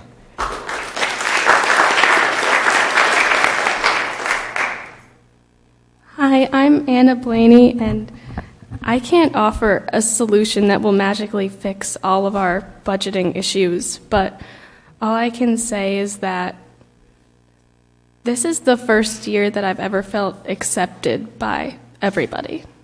And going through elementary school, and especially middle school and junior high, I had friends who I thought were friends but really weren't, and I kind of started to shut myself off from talking to a lot of people. I spent my summer vacation hanging out with one friend this year, only twice. So when I first got to SKHS, I was expecting to have a horrible year. I was expecting that it was going to be this thing, the world was going to end, and I was still going to have nobody. But when I signed up for chorus and drama club, the first drama club meeting I went to, immediately I knew that there was something about the people there that was different about anyone that I had ever been friends with before. As I went on through the year, there are upperclassmen outside of drama club that will walk down the hall and give the freshmen dirty looks, but once I got to drama club, the seniors are some of the most inspirational people that I've ever met, and I don't think they even know that, but we have some great people here and people who are willing to be friends with me, and not a lot of people were willing to do that until this year. So if it wasn't for the arts department, I would be completely alone, almost. So thank you. Hi, my name is Heather Tobin. I'm a mother of Alexa, who spoke earlier, who is in the Addams Family production and is heavily involved in the chorus. My oldest daughter graduated last year, is heavily involved in the drama club and arts. And one of the themes that keeps reoccurring here, and the young man that just spoke a little while just said something to me, and I'm like, that's the key right there, talking about seniority. For the past 5 years, I have noticed that the music program seems to have a revolving door. So how can seniority actually occur when these wonderful, fresh, talented people, like Mr. Muir, who is lightning in a bottle, by the way, if they keep constantly saying goodbye and we're hiring someone new? How can you keep a cohesive family together where you're growing a program, growing the community, and talking about growing just everything? It's almost like you're cutting it off at the knees. And the thing that disturbs me the most is that not only cuts to the music program. Elementary, I have a 5-year-old. I have kids 5 to 19, and it's a wide range. I don't want her to miss out on any of music education, because it is, like all of you, I'm sure music affects your lives in deep, meaningful ways when you have moments. These people have a home. These kids have a place where they belong. There are athletes out there. That's their home. They have a place where they belong. But every one of the greater good of the community and the greater good of the students is to provide a quality education across the board. Arts, music, math, science, the whole shebang. You talk about the fact that the enrollment is going down. You want to change that? Cutting the arts is not the way to do it. Because as my daughter said, if this can't be changed, we either have to switch her to, like, say, the Met School or move altogether. And that's on the table. You want to retain people in the community. When people go looking at houses, they look at the school system. Word of mouth is huge. And if you cut all of this stuff, you're cutting that. So you're cutting the nose to spite your face. And it's huge. Not to mention the fact at how this impacts, like, beyond you can ever comprehend, that these kids have a place to thrive. And they're not doing drugs, they're not drinking, they're band geeks, they're just having a good old time. And they are learning confidence, they are learning life skills that are going to serve them down the road, big time. And that's all I have to say. Just think.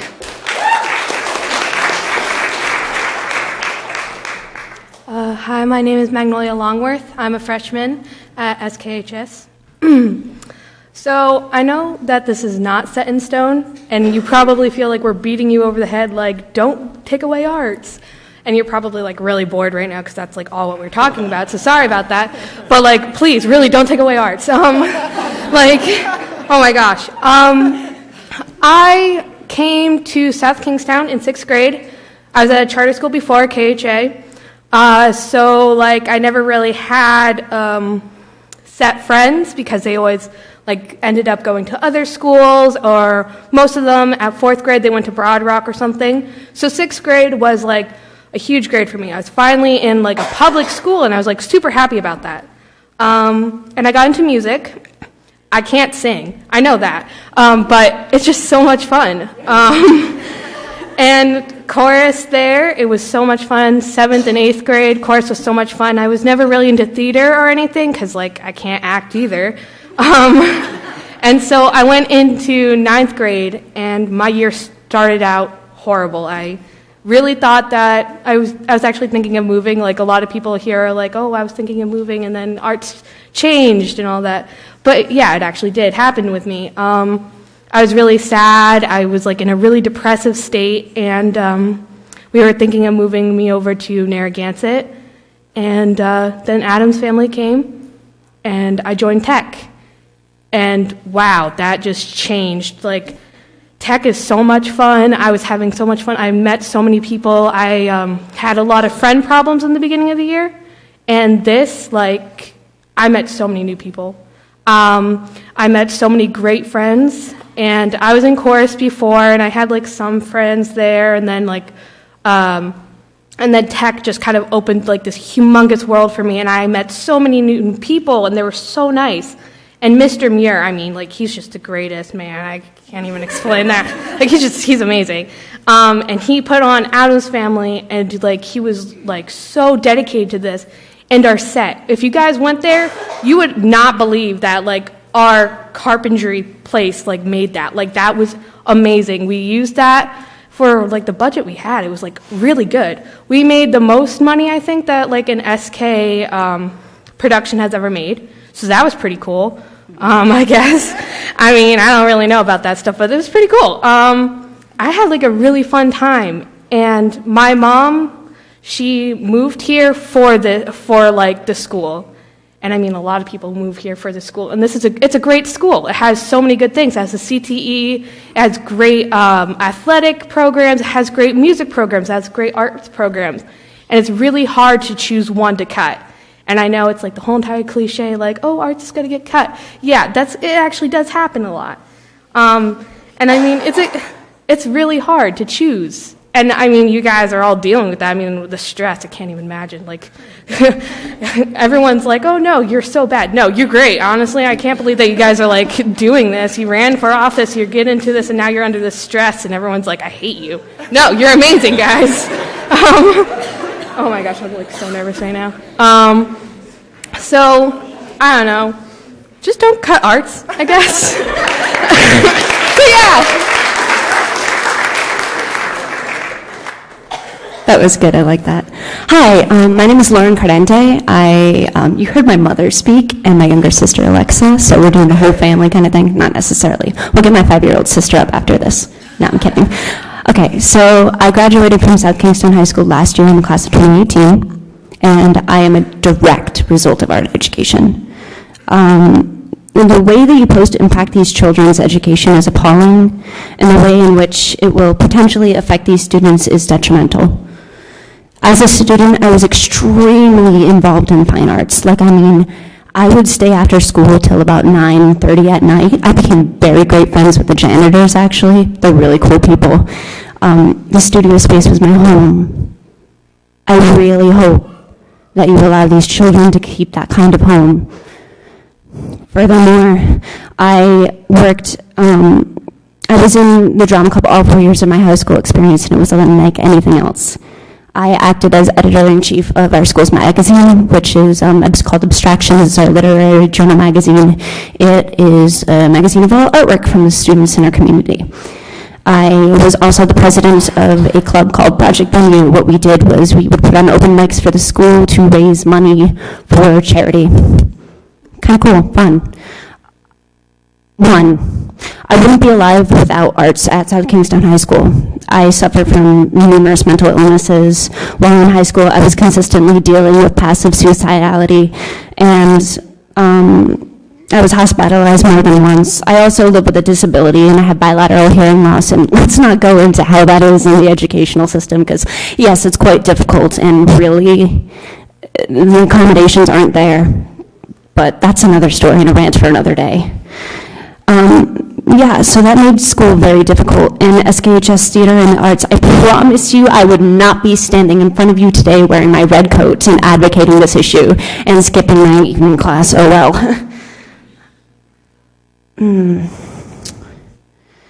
It was all a safe haven and in a very confusing space, in a stressful, in intense space that is high school.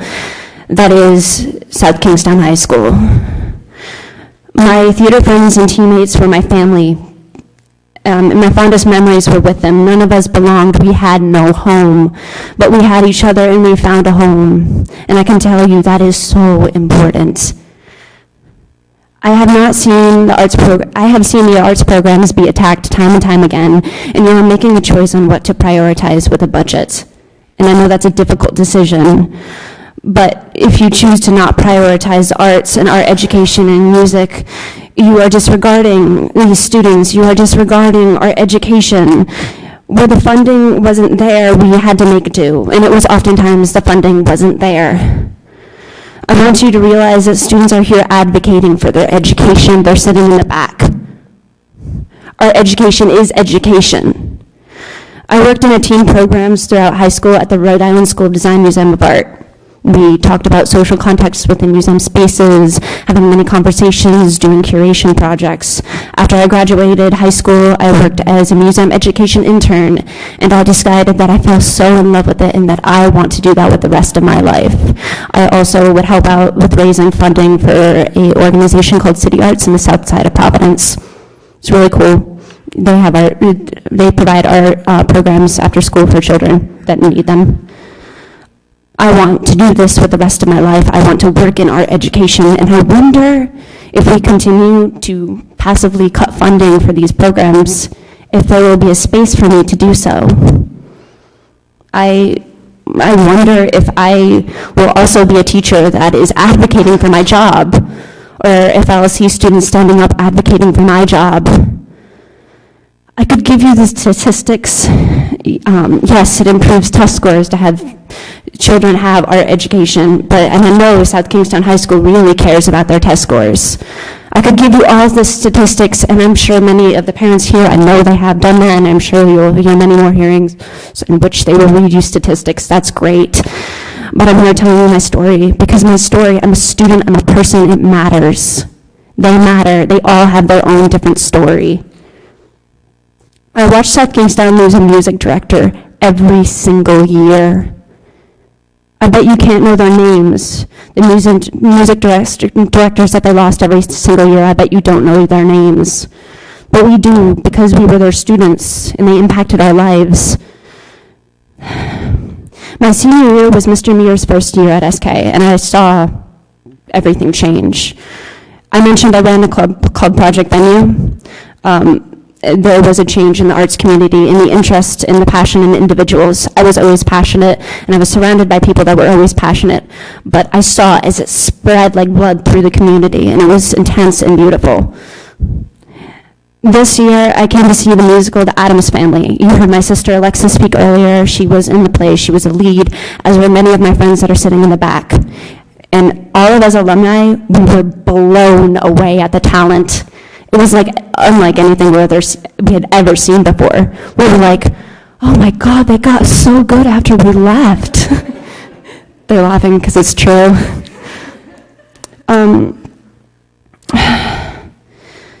You'd be doing a great disservice to these people if you cut Mr. Muir or any arts funding at all. In fact, I wish you could increase it. You would be doing a great disservice to our community. These are people. What is SK as a community if you don't have arts? Really, what is it? Art is culture. The arts department is why I stayed alive. Please let them stay. We shouldn't be advocating for education. I worried about my sister going into school because I didn't want her to be bullied. She found a home in the same place that I did, though. I would really, really worry for her life if you took away any funding to arts education, because I love her. And my 5-year-old sister is playing on the floor right now. I hope she can hear it. I hope you can hear us, because I really hope that by the time she is in high school, she has been able to have the opportunity, even throughout elementary school, to play any instrument she wants to play if that's so what she chooses, or have theater as an option, because that's important. One of my fondest memories was my senior year of high school, and I have many fond memories and many difficult memories. High school is a weird space of, oh, I hate everything, and then also there's some good bits in it. It's kind of trying to find that weird balance. You couldn't pay me enough money to go back to high school, by the way, but one of the fondest memories I had is we had just closed The Sound of Music. I'm sure you all know The Sound of Music. It was our last night, and we stood outside. There was a little bit of snow on the ground, that kind of Rhode Island snow where it's dirty and old, and we're all waiting for spring or fake spring, and then another snowfall. Well, we stood outside, and the sun was going down, and it was all purple and blue, the kind of blue twilight that makes the grass look teal. And we were burning the props we had because it was The Sound of Music, so they were Nazi uniforms, so we burned them all. And we were singing Edelweiss. Owen was on the guitar, and we were all around the fire, and it was the most surreal moment I could ever explain to you, and I don't think I could ever put it into a picture. But that is something I will always remember. We all had felt very heavy. I had just been priority waitlisted at my dream school. I thought I was going to go there, but things didn't turn out that great, and you feel heavy when that happens. I was confused. We were all confused. We knew we were saying goodbye. We would be graduating. We'd be walking across the stage, and that's a weird time. We were nervous for tomorrow, but it was so surreal, and I felt entirely alive and full. And that was a rarity for me. It was a moment I will never forget. And I hope Alexa has those moments, and that my 5-year-old sister, Brooke, that she has the opportunity to have those moments. And that's really what we're talking about, what's at stake here. These people matter, these students matter, and I really hope you take that into consideration, because you're prioritizing things, but this is what's at stake here. My life, I wouldn't be here right now if it wasn't for the arts community at SK. I really wouldn't.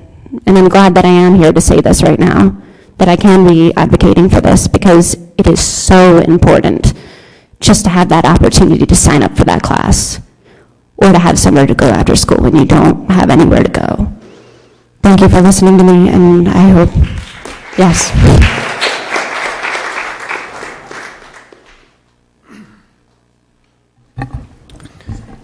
Good evening, Chris Hubbard from Wakefield.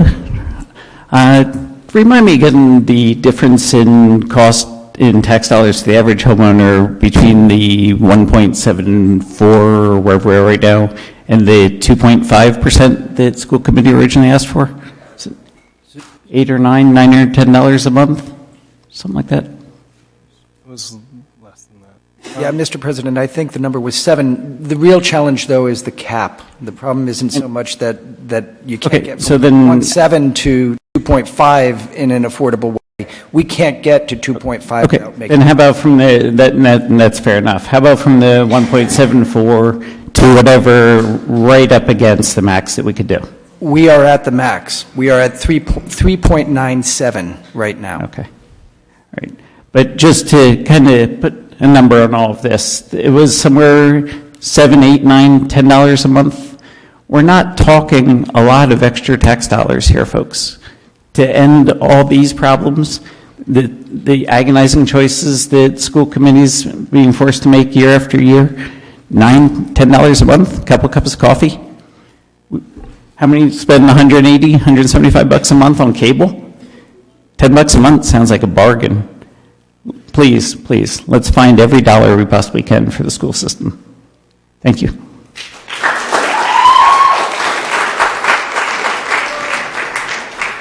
My name is Michael Joyce. I'm a senior at South Kingstown High School, and for the past 4 years, I've been a part of the drama club at South Kingstown High School. And for my first 3 years as being a part of the drama club, the head of the drama club was the head of our English department, Michael Alper. And we had a lot of great shows with him as the head of our department, but I feel that once Mr. Muir came on as head of the department this year, the quality of our shows greatly increased. Sorry, I'm a bit flustered. I'm not used to public speaking. But I fear that if Mr. Muir loses his job because of potential cuts to the lower grades, that the great enhancements that have come to the theater department as well as the music department over the past 2 years that he has been here will all fall apart.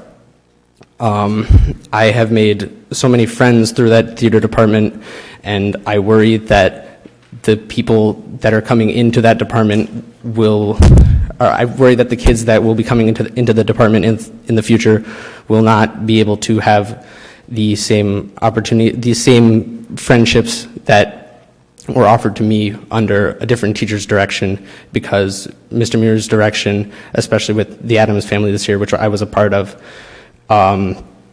was easily one of the best performances that we've ever had, and without Mr. Muir, none of that would have been possible. Thank you.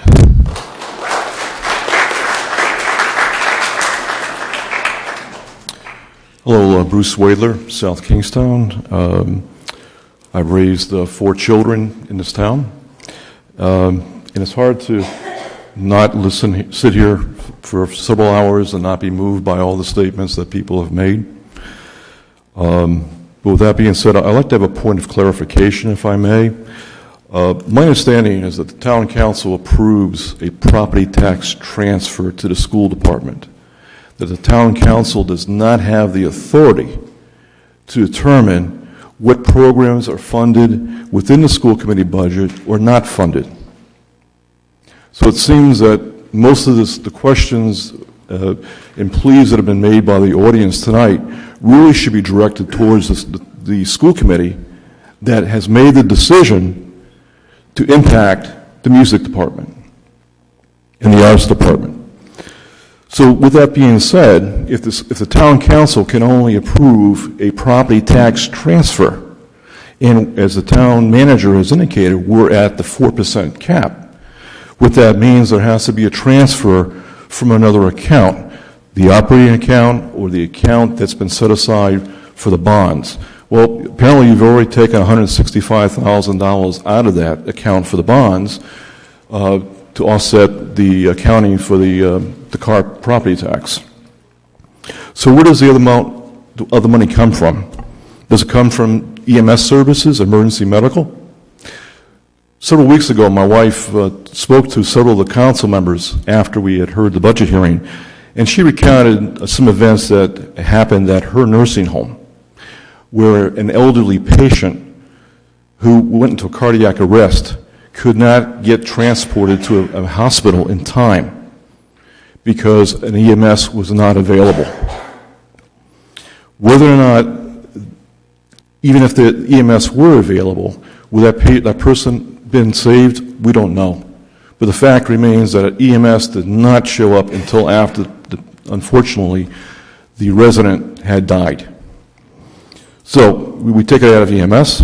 It's already underfunded. We've had the EMS director up here several weeks ago who says that we're below the standards by at least 2 to 3 times and not responding adequately. Our service for EMS is so deficient, we need experience, we need assistance from other towns, such as Narragansett. So where do we take it from? Do we take it from the police department? We've heard discussions about public safety and how we don't have a public safety manager. So that's not going to be funded. So where does it come from? We have trees that are falling down our roads aren't being maintained, we have people being injured by falling trees. Where do we take it from? Do we take it from the libraries? Where does the money come from?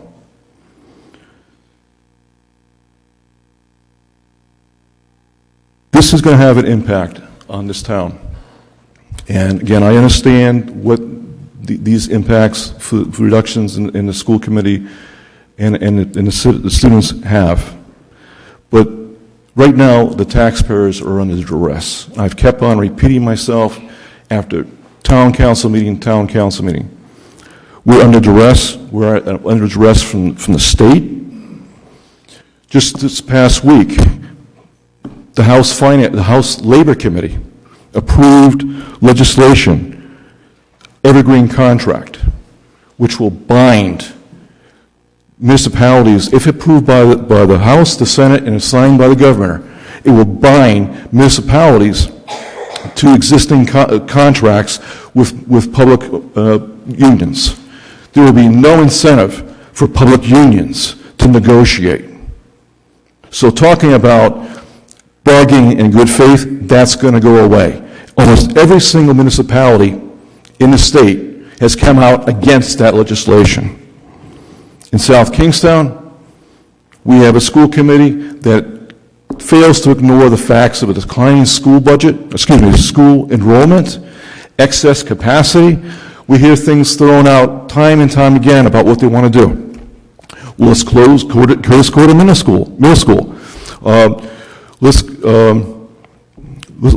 Was at the two school committee meetings before that, Matunic was thrown out there. Now we have a consultant that's thrown out there.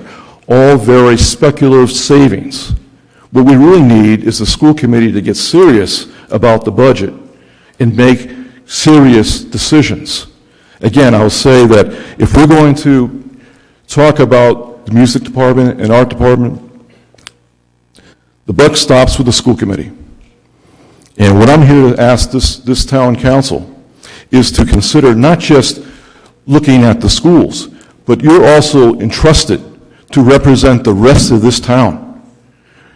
We have EMS services that are deficient, that cannot be funded.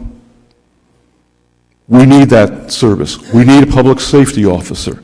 I'm asking this town council, as I asked several weeks ago, to approve a property tax transfer of no more than 1%. Thank you.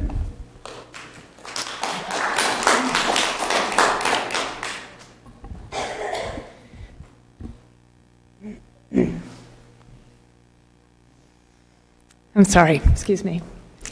Jocelyn Liska, South Kingstown. It's a very hard time to be a town council member, and I want to thank you, every single one of you, because this is hard. So you're doing a good job. Hang in there.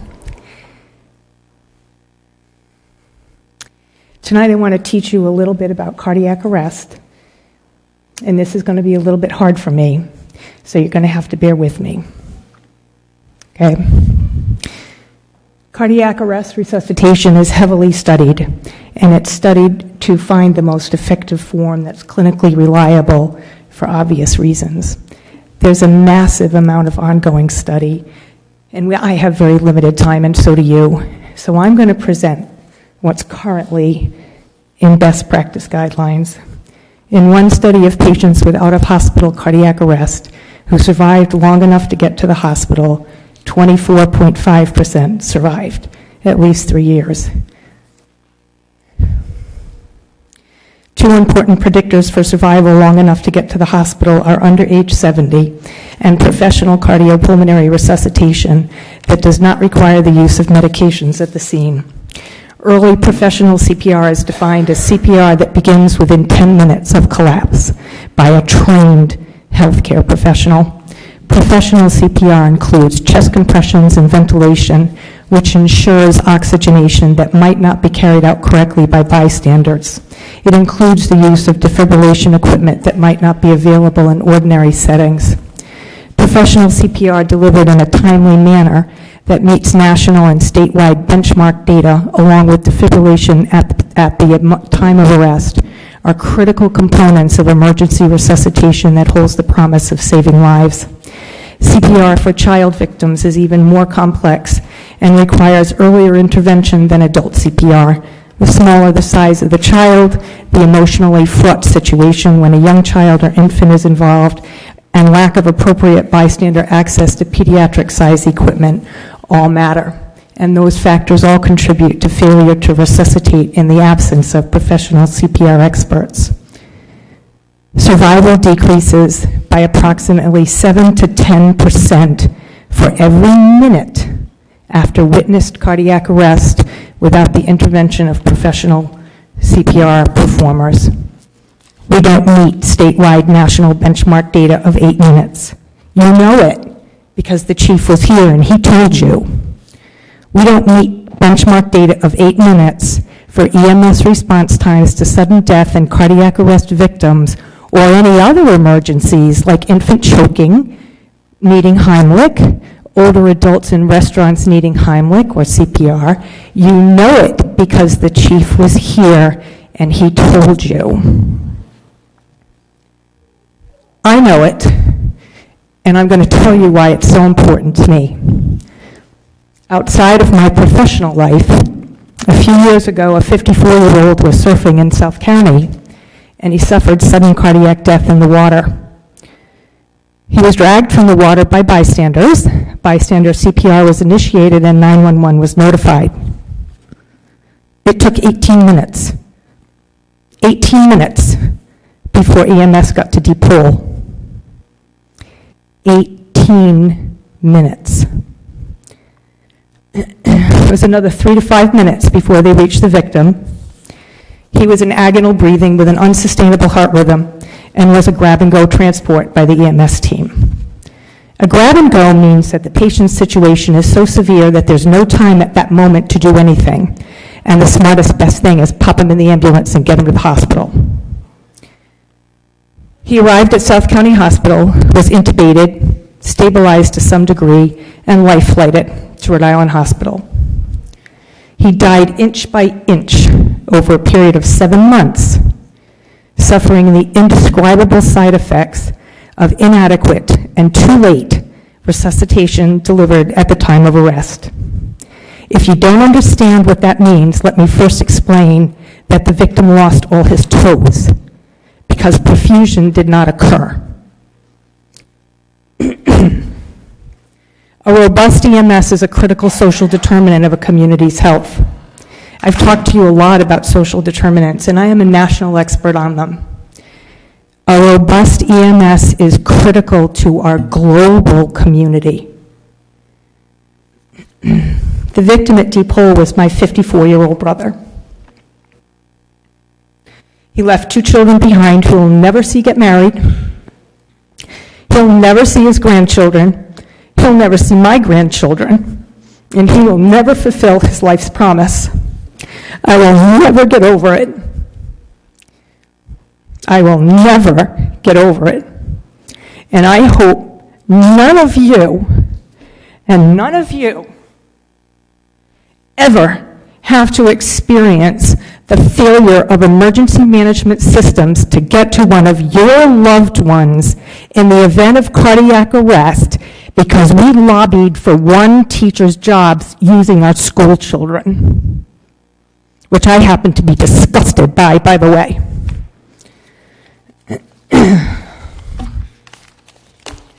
I know the schools are important. I raised my children. I'm well educated. My husband is well educated. My children are well educated. I know that the education of our future is important. Of course I know that. I don't think asking the school system to adhere to a contract by filling classrooms and by filling buildings is inappropriate or so out of bounds. A written contract is our agreement to each other for our behavioral guidelines. It's how we will function as a community. And what I always thought we were, that we understood each other and our sense of place, and we supported each other as a community. Not one person seeking for themselves, but all of us seeking for each other. You now know, because it was presented tonight, that we need 4 paramedics. Not 1, 4. 7 out of 10 citizens in this town don't have children in the school system. Your fastest growing demographic, and your wealthiest, by the way, that pays the taxes, is greater than 45 years old. They're all going to need care. They're a huge proportion of my practice. You need to fix this. You need to balance the needs of the global community in the context of all of us, cradle to grave. How would you feel if there was a mother standing up here whose baby died because we couldn't afford an EMS? How would you explain that?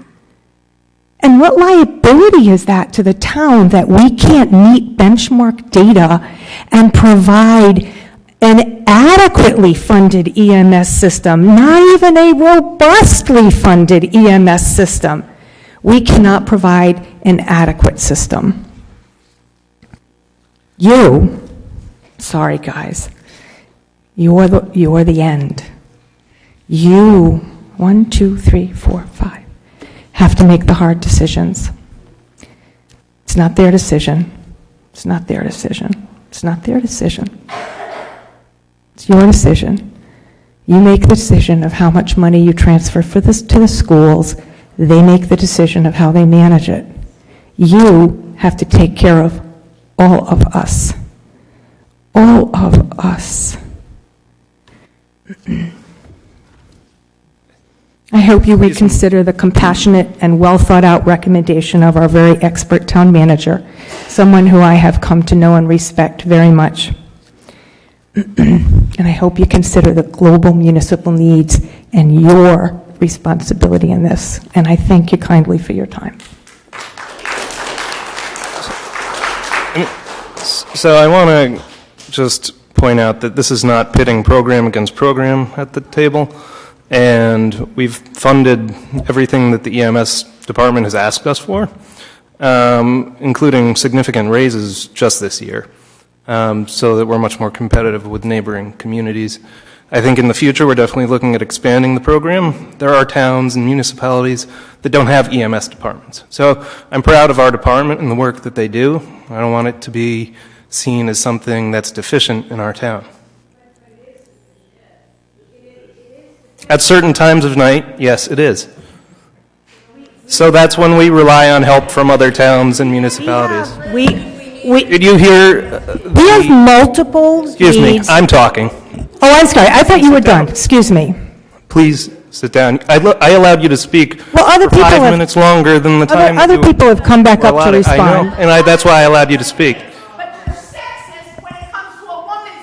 I'm not going to make that claim at all. What I'm going to say to you is, your town manager made a statement. I understand. We understand the I'm need telling to you from invest personal in experience, EMS we're services. deficient. We have one truck on at night, one. And if that truck is called for mutual aid to Charlestown or Narragansett, you know what we got for a truck? Nothing. And I don't think the town knows that, but they're going to know it now. We have one truck from 7P to 7A, and if that truck goes out for mutual aid to Charlestown or Narragansett, we have no EMS. Thank you. You're welcome.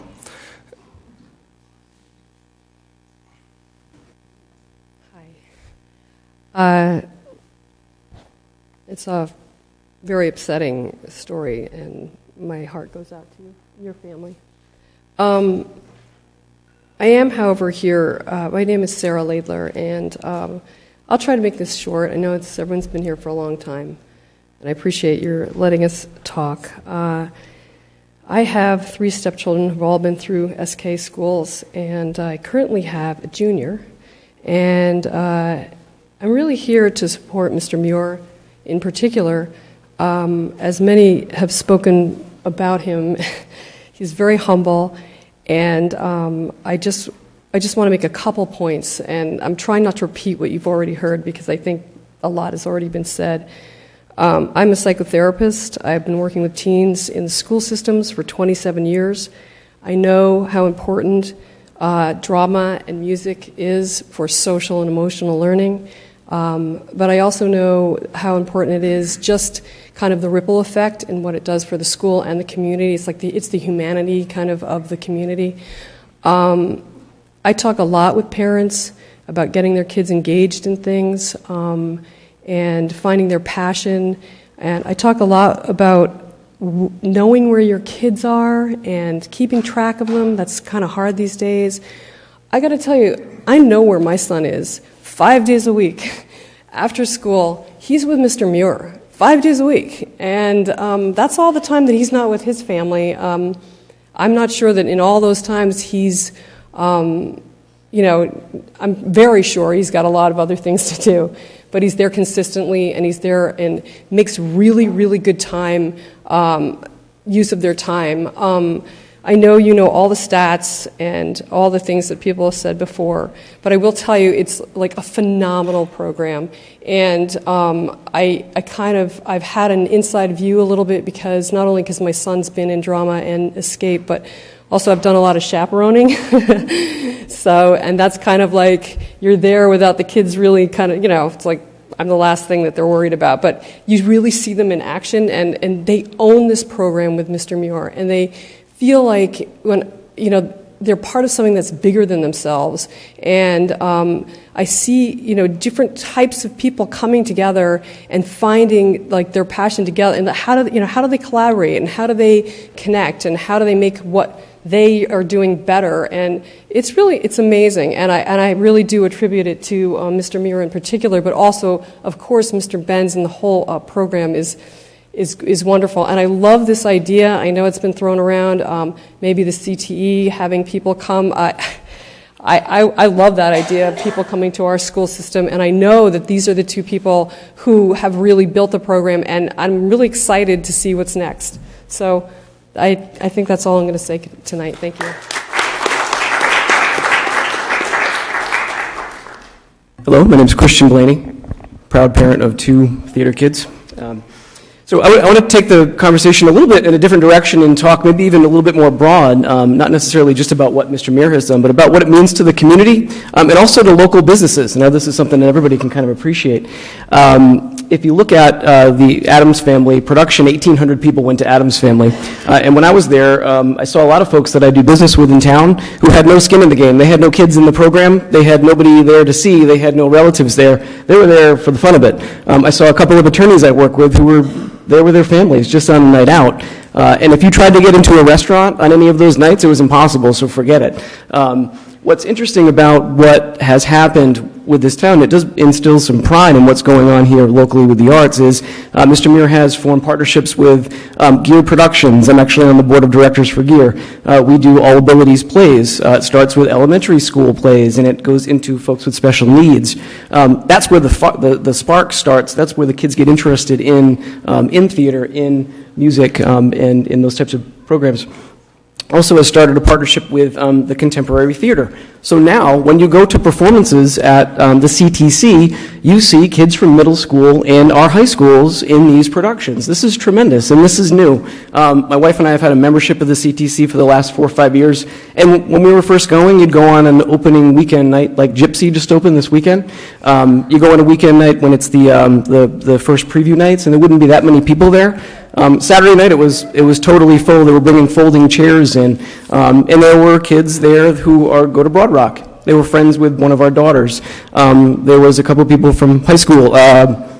One of the Santos kid, there he is. He was in it. Carter, he was in it. Carter, tremendous job, by the way. He was terrific. But my wife and I went because we knew we'd see other people from town. We knew we'd see friends and family, and then you go out to dinner after, and you go to Brickley's, and you get ice cream. And this is the impact that it's having. And we didn't have this before. We haven't had this in a long time. I don't remember this. Kate and I went to high school together, and I don't remember the theater department at all. I'm not sure.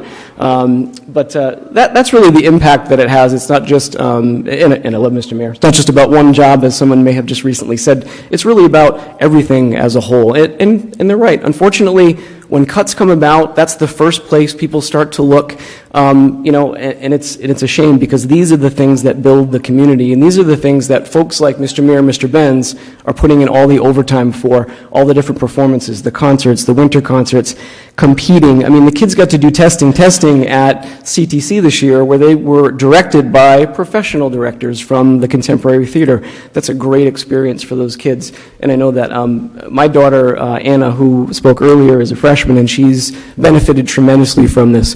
And she talked about how scared she was to enter school. I was more terrified for her than she was. I mean, going into freshman year, I remember SK. Actually, I don't remember South Kingstown going in freshman year. It was terrifying. We went for our tour of the school, and we actually met with Ryan, and he said, listen, get her into the drama department. She loves musical theater. She'll love it. She'll meet great people. And that's exactly what's happened.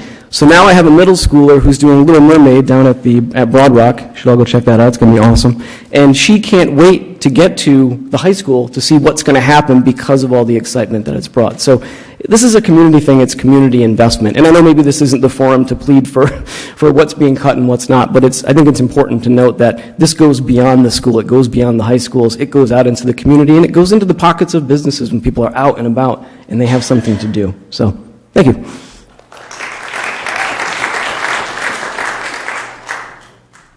Hi. My name's Hope Milligan. I'm a freshman at South Kingstown High School.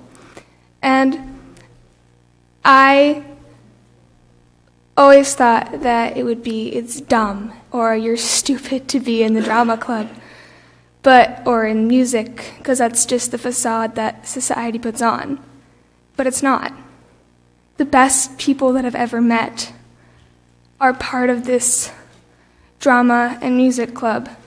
And just being around them is amazing. I mean, I have moved several times in my life. And it was difficult to make friends. But upon entering high school and meeting all these new people, making friends was super easy. And you've heard that a lot, I know. It's just very scary to think that possibly this amazing thing that we have here that's really helpful to everybody we could be missing out on, or changing our director or anybody that is very just inspiring. We all feel inspired. I can speak on behalf of almost everybody. We feel inspired by this one person. Thank you.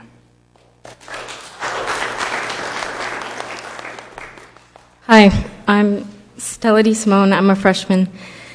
And I just wanted to say that the people back there are my family. And my family is respectful and caring and wonderful and loving. And they've made me feel so accepted. And I haven't felt accepted in any other department as I have with the music and the drama department. I think that taking away that family is detrimental, and I think that is not the solution at all. I don't believe that taking away anything from the music budget is going to improve our schools.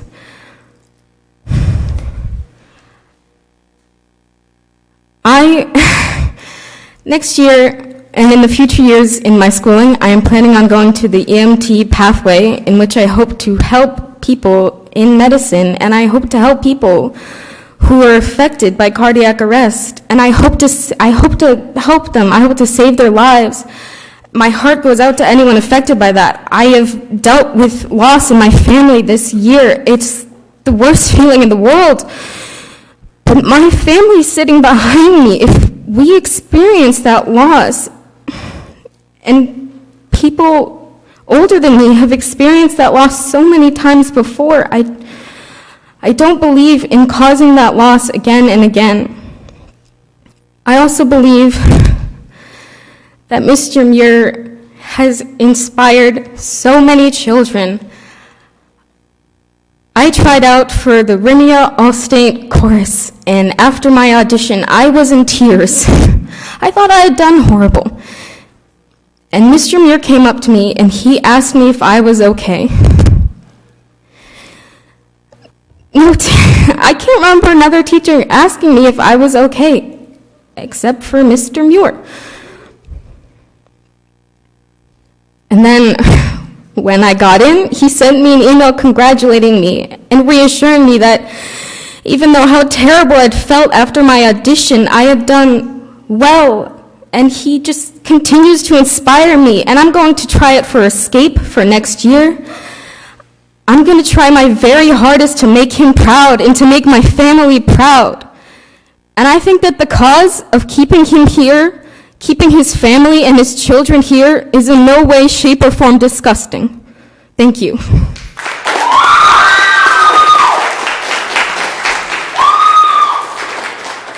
Hi, sorry, I'm going to try to make this really short because I have the children that are annoying everyone, so I apologize for that as well. But I stand before you as a wife, a mother, and a constituent who actually voted for almost all of you to sit before me today. And I really appreciate you. And I picked you because I thought that you all shared my progressive views and would best represent what I feel and want in my community.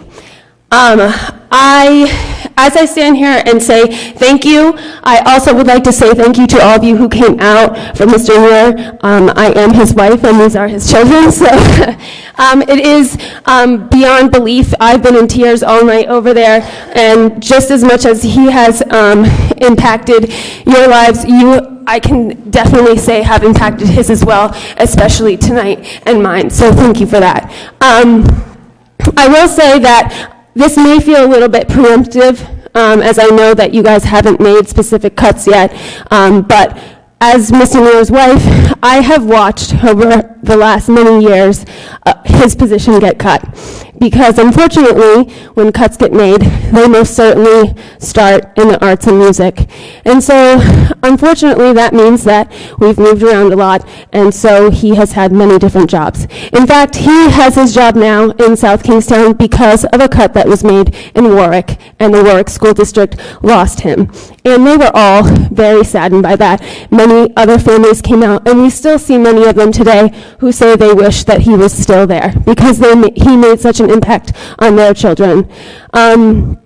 I don't think I'm wrong to say that many of these families behind me, not just the ones that have students in Mr. Muir's class, but really value art and music in school. It clearly makes a huge difference, and I would say many of our community members who have children really want music and arts in the school, not just to save his job, but it really should be a part of education at every level. And like you said, or we've talked about, that maybe the cut wouldn't happen in high school, it would affect his job, but either way, taking the arts or music out of any level is going to affect him and these children. And I do think you have a lot of very important decisions to make, and obviously funding is an issue. We have, like I said, this has been a big discussion, and I don't want to sit here and say that I have answers to budgetary issues, but we lived in Portland, Oregon for a while, and music was an issue there in their schools, and arts were an issue, and the community came together, and they proposed an arts tax, and that arts tax was voted and approved by many people in the community, and that money was allocated to keeping arts and music in schools. And I thought it was a great idea then. At the time, he didn't work in the Portland School District, but we were happy to pay it because we wanted art and music in school for our children. And so I think there are a lot of people here that would agree that it's important, and whether it's there in the budget right now, it should be. And it should be something that we can take this all away. It doesn't have to be an issue if we can just figure out a way to get the money there. And the kids and schools are our future. I know we have a lot of older people in the community, and I respect them, and they have needs as well, but the children are the future of our community, and so we really should be thinking about that as well. So thank you so much, and thank you all very much for being here.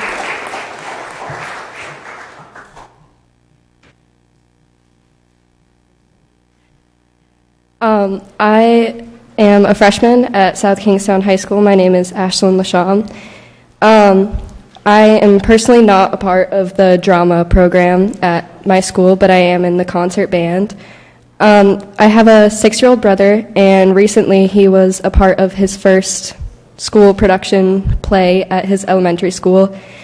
He came home from his play, and he immediately decided that he now wants to be an actor, and that is going to be his job.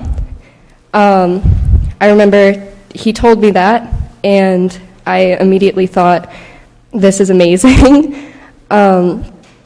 I see how much work the students at my school put into their programs and how much work Mr. Muir puts in his programs. And I see how amazing they come out. And I just think I want my brother to be part of that because I want him to be in that community. And in order for that to happen, we need to keep the teachers that we have that are inspiring the students and that are making these amazing productions, because the children that are coming up to the high school, such as my brother, they need someone like that in their lives, and they need a program like this program in their lives, and that can't be taken away. It's not something that could ever be taken. It can't be brought back once it's taken away, and we just need to consider the generations that are coming, because that's our future, and we need that. Thank you.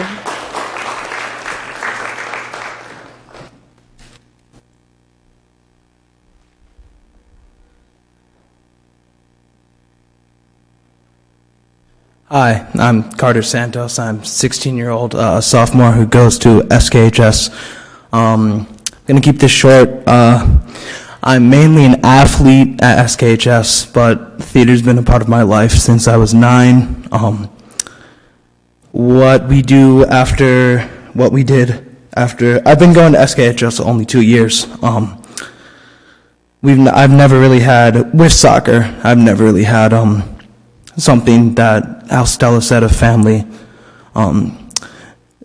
Athletes always say, teammates are a bond, and they are, but as a drama kid, they're nothing compared to that. After every drama, the fourth drama production in the show, we have an after party, and it's usually met with tears of all the seniors who have to go. And before everyone left, I just said, and like what I'd like to say to you all, and upon Mr. Muir's behalf, drama's like a family to me. I've never truly felt accepted being a soccer player for varsity, and I'm never truly myself on the soccer field, but with drama and, of course, Mr. Muir, I am. Thank you for your time. Have a good night.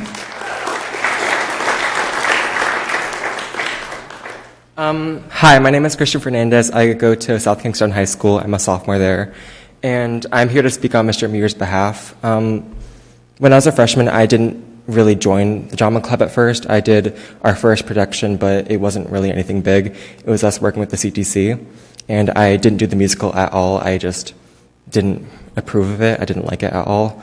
And that year was one of the worst ones of my life. I isolated myself from everyone I knew, and I just saw how everyone got so close together and they formed these bonds. So this year I decided that I would step out of my comfort zone and I would actually do the musical this year. I can't sing for anything, so I didn't expect to get a lead role, and I didn't. But I was in the ensemble, and even being in the ensemble, it just hit something in me, and it made me realize that if there's any chance I have, I would love to do this for the rest of my life. Stepping on the stage, it just made something in me spark, and I just realized that this is what I'm meant to do. And Mr. Muir helped me realize that.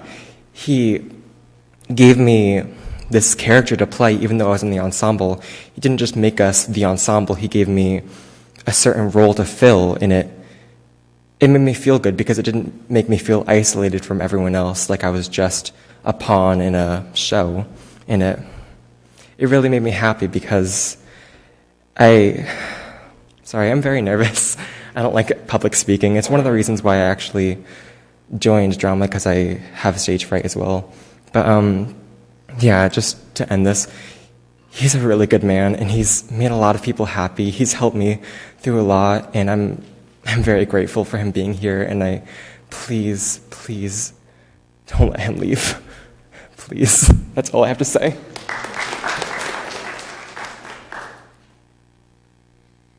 Carol Jerzak, Wakefield. I have a feeling that most of the people talking tonight feel as though if they sing Mr. Muir's praises, that somehow the school committee will be given more money than has already been given by the town council. As I understand it, that cannot happen. As in a recent meeting, the transfer was increased from 1% to 1.75%. That puts us at the very, very top that can be given to the school district, the school committee, to form their budget.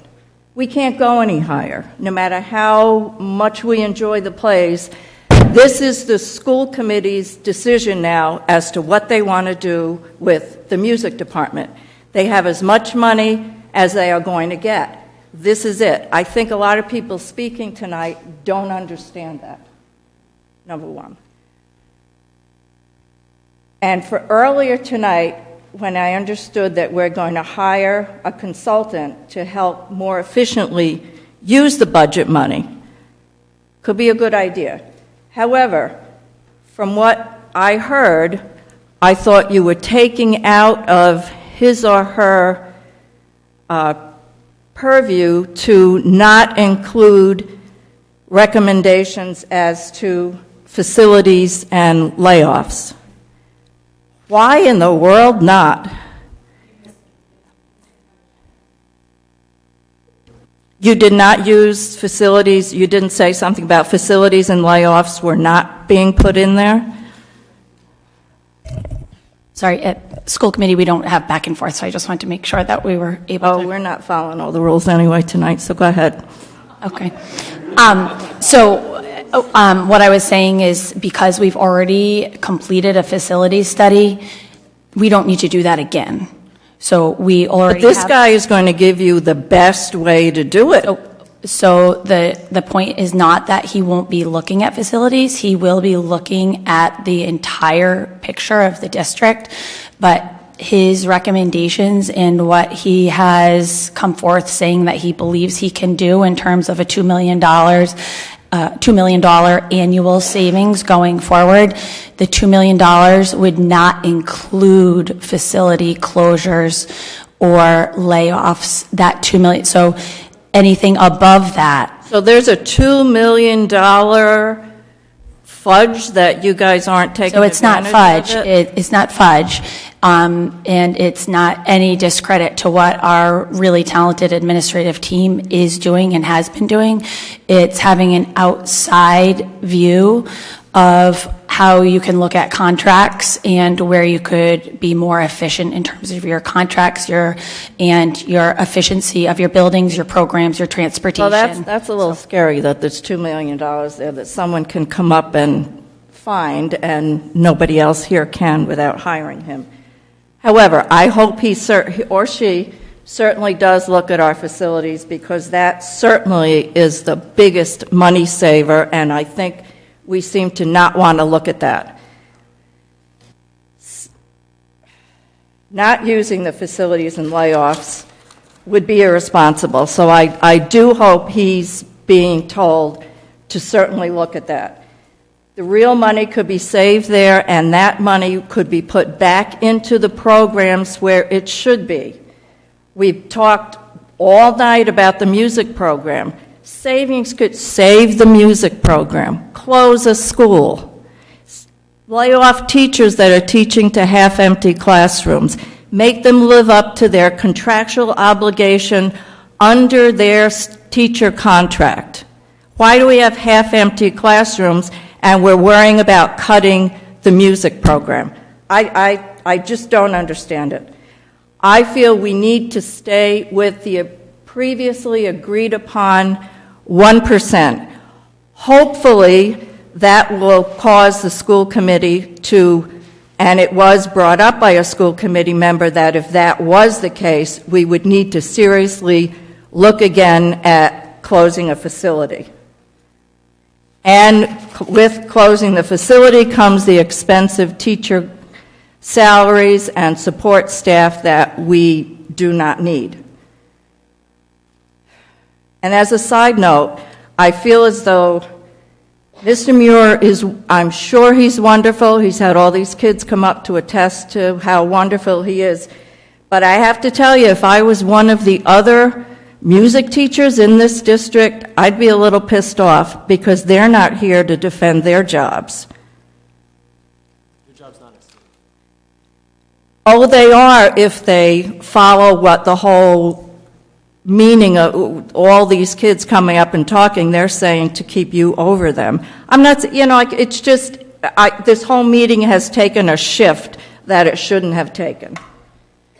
So I'm just aggravated that I feel the school committee has been given every single dollar that they can possibly be given. And if they're going to cut programs, I feel they're keeping open all the facilities, keeping all the teachers teaching to half-empty classrooms is irresponsible.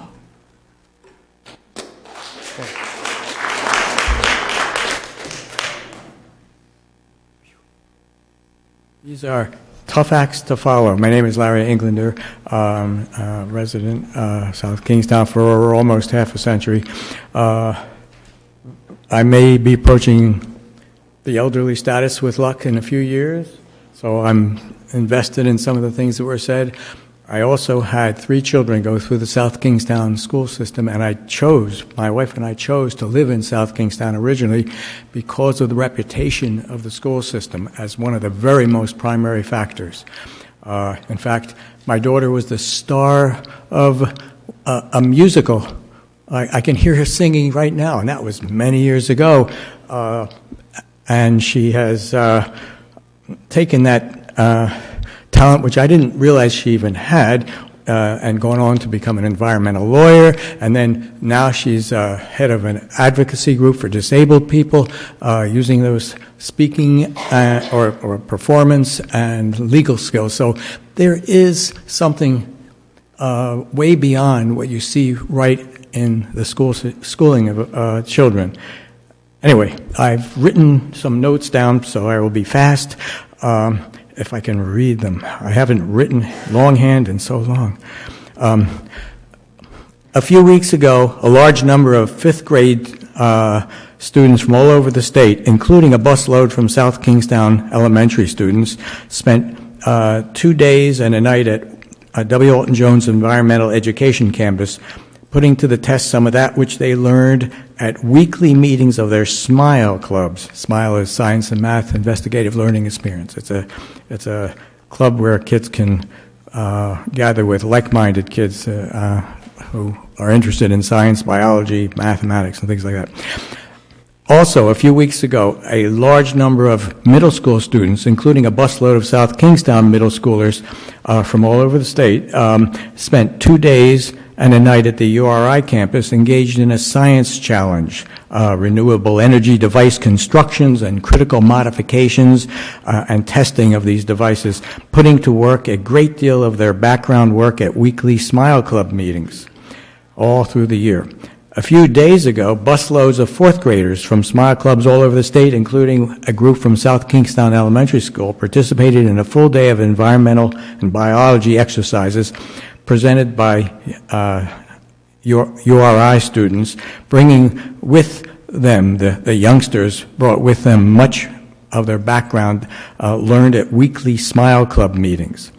In a little over 1 week from today, busloads of high schoolers, including South Kingstown students from all over the state, of course, will devote several days at URI engaged in a biotech exercise, several exercises, using their backgrounds learned in their weekly SMILE Club meetings all through the year. I address this to the school committee and to the town council. The school committee can hopefully find ways to trim things and reapportion things, and I address this at the town council to find ways to fix this monetary problem that goes on every single year that I've been here, and it's only way worse now. You're in the position to save a very paltry sum of money to exclude, in the case of what I'm advocating for, South Kingstown students from these critically valuable life-directing, enabling experiences, and others as well. Find the money to support the schools. I am willing to do that as a citizen. Don't be so worried and scared to go for some of that.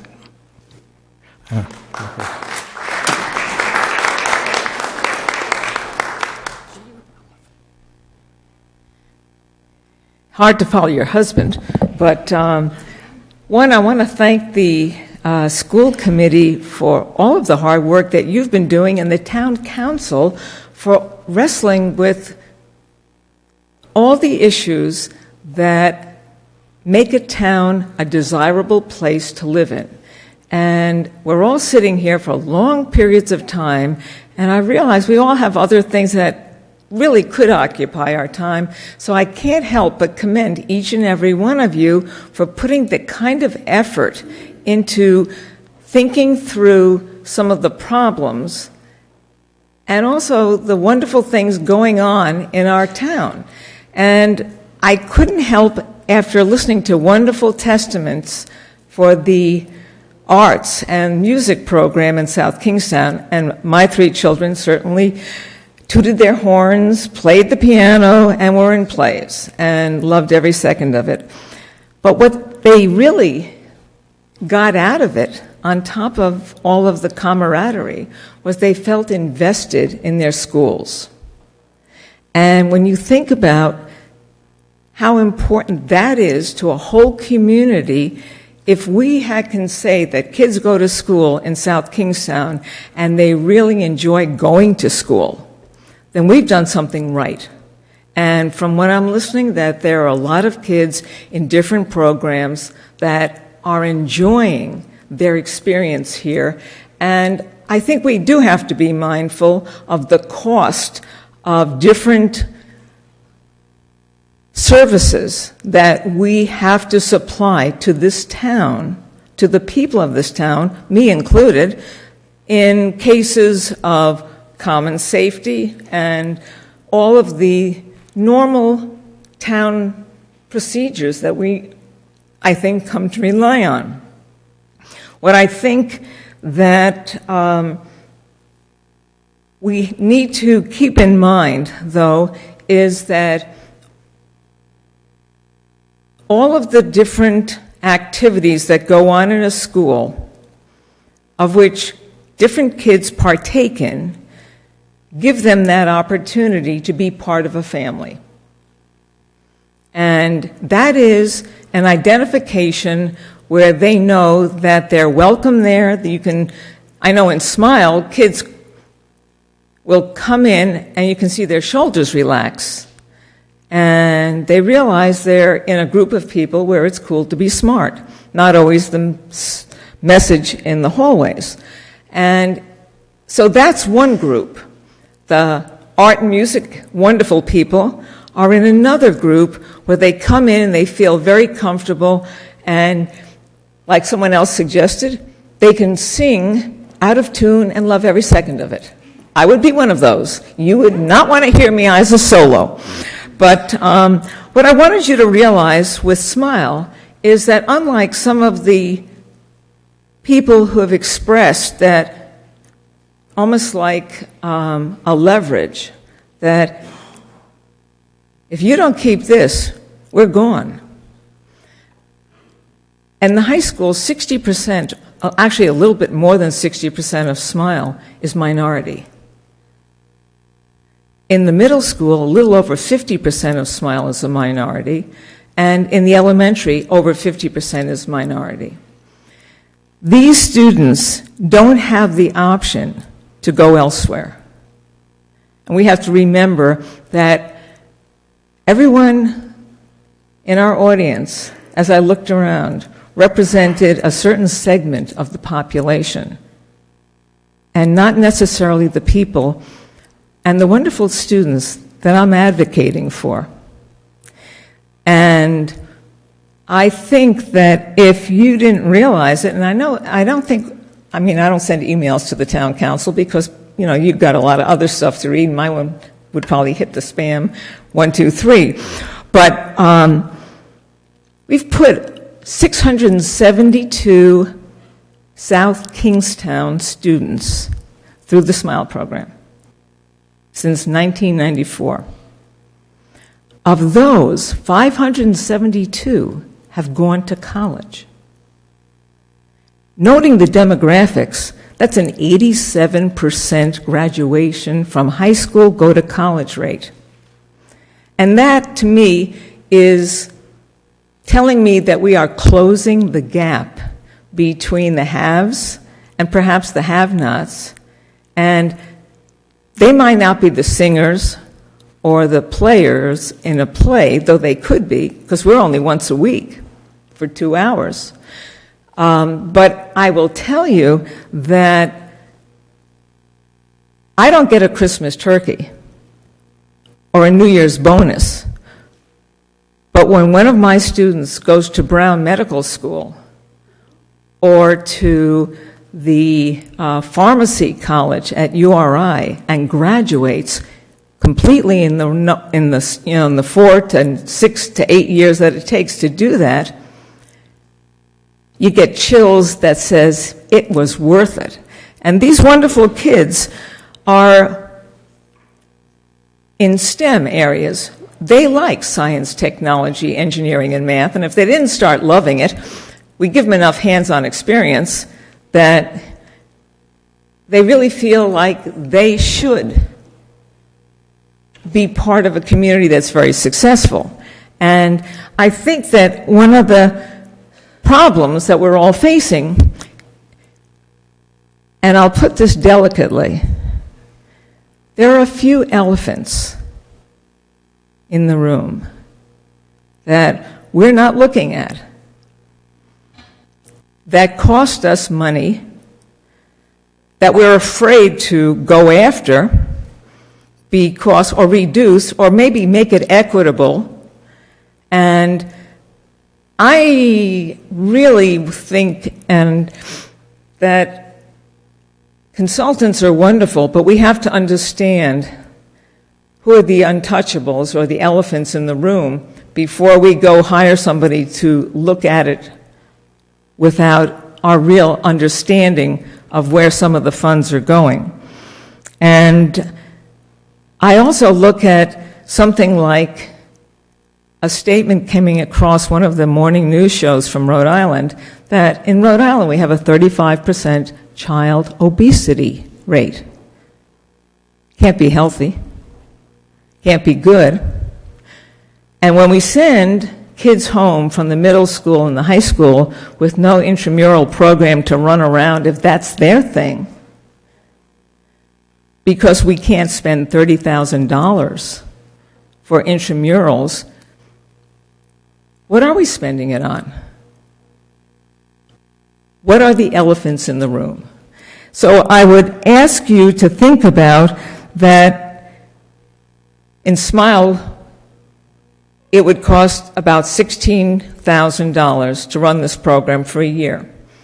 And I raised the money to supply $43,000 to take those kids to URI, have them have all these experiences, pay for the hotels, pay for the transportation.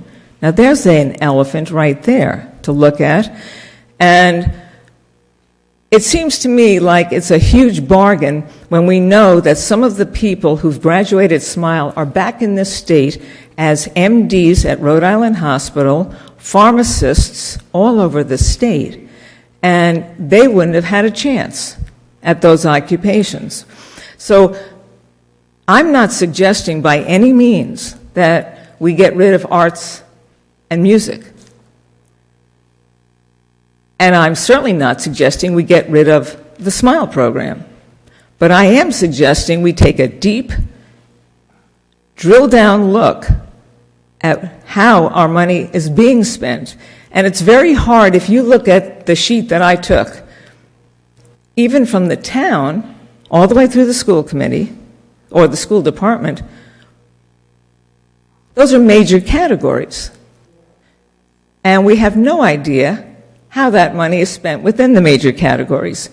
Would your consultant have access to that information? Would that person, he or she, be able to drill down to figure out why are we spending that kind of funding on this? And I can't tell you the answer. But I think we need to understand it ourselves prior to hiring somebody to look into it, because that's due diligence on our part. And I thank you for listening to me.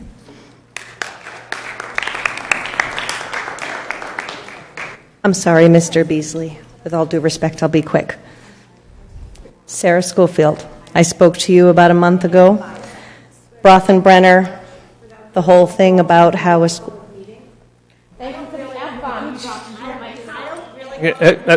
Excuse me.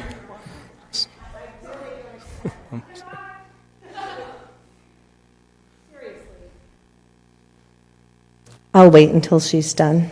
Are you done? Just try to keep all comments towards the council as much. So I was here about a month ago about your campaign promises and how a school is the core of our community. There's your home, then there's the school community. I think tonight I rest my case. So much for the Tide Pod generation, because these kids really showed their stuff tonight. I have one word: shift. Please shift whatever you need to shift to support our schools. Thank you.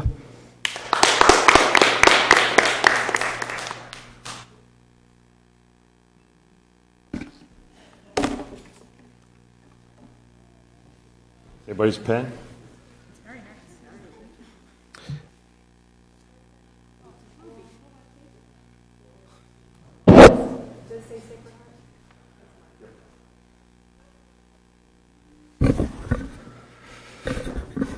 Doral Beasley, I wasn't going to speak tonight. I was going to wait till tomorrow, but unfortunately I can't make it tomorrow, so you're in luck in that respect anyway.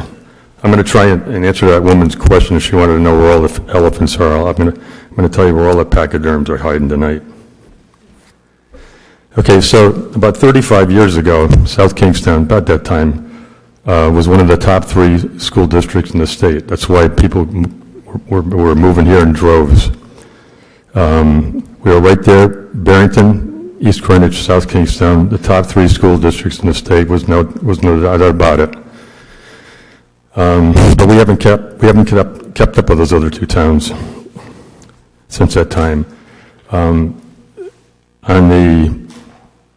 this consultant you're hiring, I'm a little confused. Okay, let me see if I can figure this out. So this year, the school budget is $61.5 million, of which 48.5 is salary and benefits. So that leaves $13 million for everything else.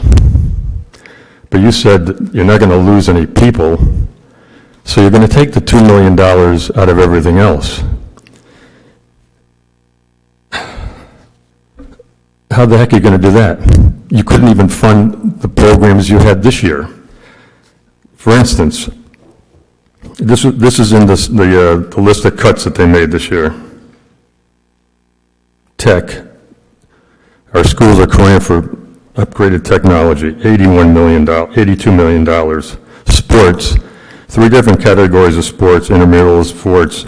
Then he threw in another 12,000 a couple meetings ago, so we're up to like 100K on sports.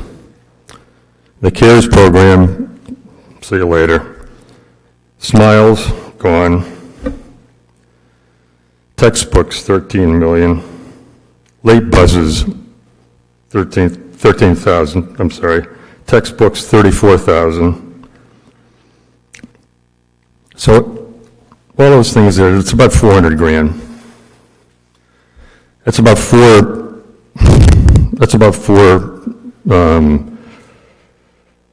people. Now, I've heard people say tonight that school districts are made of the teachers, not the buildings. I would agree with that. My wife taught school for 40 years. I'm not against teachers. I'm not against teachers making a good salary. What I am against is having so many employees in a district that you can't possibly validate why they're all here. So in the year 2000, this town had 7 operating schools, had the high school, Curtis Corner, 5 elementary schools. We had 4,400 students in those 7 schools, and they were supported by 520 full-time employees. The ratio is 8.5 kids to 1 employee. The next year, Broad Rock opened up, and then the following year, in 2002, it was fully staffed, and all the kids was full of kids. We'd gone from 520 FTEs to 620, so we hired 100 more FTEs in a 2-year period. I'm here to tell you tonight, ladies and gentlemen, that those extra 100 FTEs are still working here, but they shouldn't be. Now, remember I said for 4,400 students, we had 520 employees. Today, our student enrollment has dropped by 1,500 students, and we still have 485. So we've dropped 35 FTEs, and 1,500 kids have gone out the door. Now, I sent Ms. Kaminsky over here, and I have had some conversations over the past few months, and I told her I had an idea for closing Curtis Corner School this year. So I sent her the proposal and sent it to the superintendent. I'm sure, haven't heard anything about it tonight, but the thing is, in 2005, 470 students had left the district, so that school committee in 2005, just 3 years after Broad Rock was opened, made the decision to close South Road School. Since then, we had about 3,900 students then. Now, we're down to 2,900, and we still have 7 schools open. That's why the prior school committee's decision to close Wakefield School was the correct one. But as I say, elections have consequences. And in fact, the fact that Wakefield School is now open makes that proposal I sent you about closing Curtis Corner this year workable. But we still have $21.5 thousand per cost per student. It's the top 3 highest in the state, and it's only because of one thing. We have a 6-to-1 student to employee ratio. It's absurd. Okay, you can't justify having all those people here. The assessment test scores of our students over the last 2 decades, I've looked at them. They're not soaring above. They're just in the pack now. Ms. Halliburton knows that over the past week or so I've been bugging her, going down there and looking at old budgets. So I just want to tell people, in 2001 when we opened up Broad Rock, we already knew before the school opened that it was a mistake, because the birth rates had already started to decline, and we opened it up and we added 100 people, and ever since then the enrollment's gone down. Okay, this is how much it cost this town for that school to open up. Now, Mr. Beasley. Okay, but you gave everybody else going on and on. I got you. Do you have a request from us, I suppose? Just because. No, it's not a request. Yeah. I'm giving you information that you probably don't want to hear. All right, so for the 18 years that Broad Rock's been open, we have, it's cost us for the people that work in there, there's 100 people that were hired, and they're still working in this district. That's $153 million we spent on those people.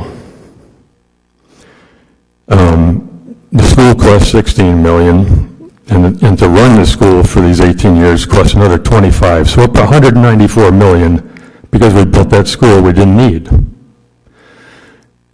So you need to close Curtis Corner this year. We're tired of excuses. We're tired of people saying, "No, we can't do that. We can't afford an early retirement program." Why the heck not? You need when 84% of your workforce, your teachers, your workforce is a top step. That means that they're senior heavy, and then you have to lay off good young people. You know, when push comes to shove, and the way the teacher contracts are written, then you lose the great young educators at the bottom.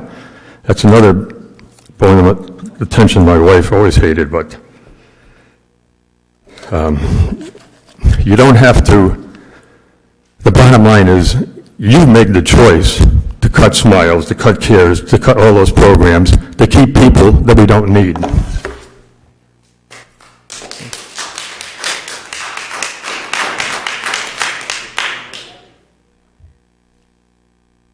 Hi, Gary Chapman, Wakefield.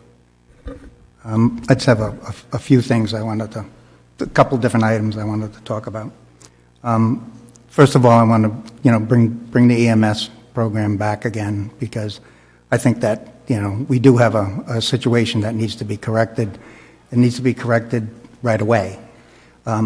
Yes, I think you're right that during the day we're probably okay most of the time with other communities covering for us, but at nighttime, I don't think you want to live. If anybody out there is living in the South Shore, I think they have a concern.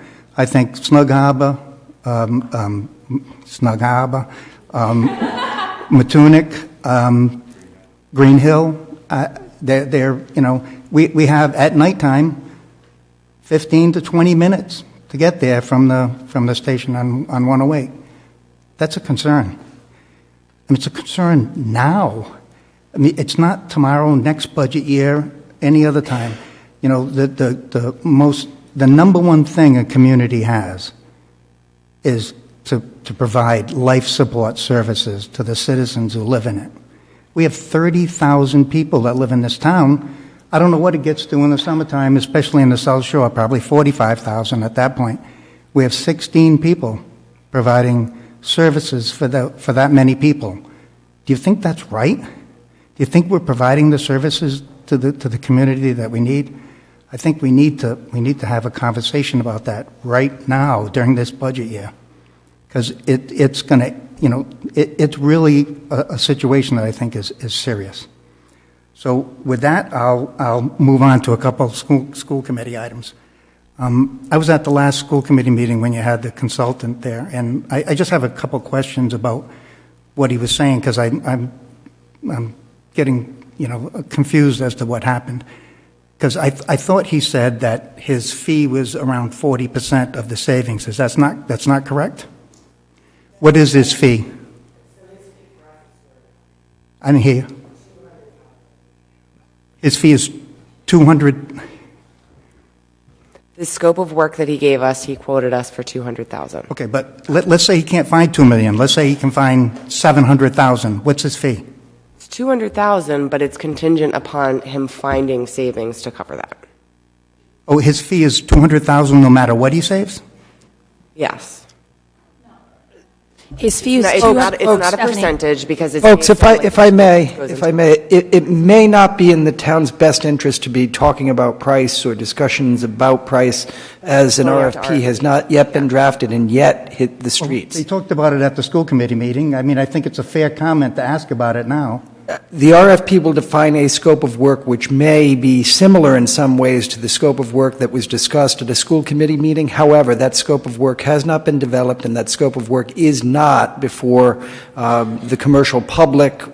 We don't know what the proposal. One last thing on that. Proposals are going to say. One last thing on that was the fact that correct me again if I'm wrong, but I could have swore he said that there was a conversation about, well, you come up with the savings, but it may take a year or 2 years, maybe, or 3 years for this savings to occur.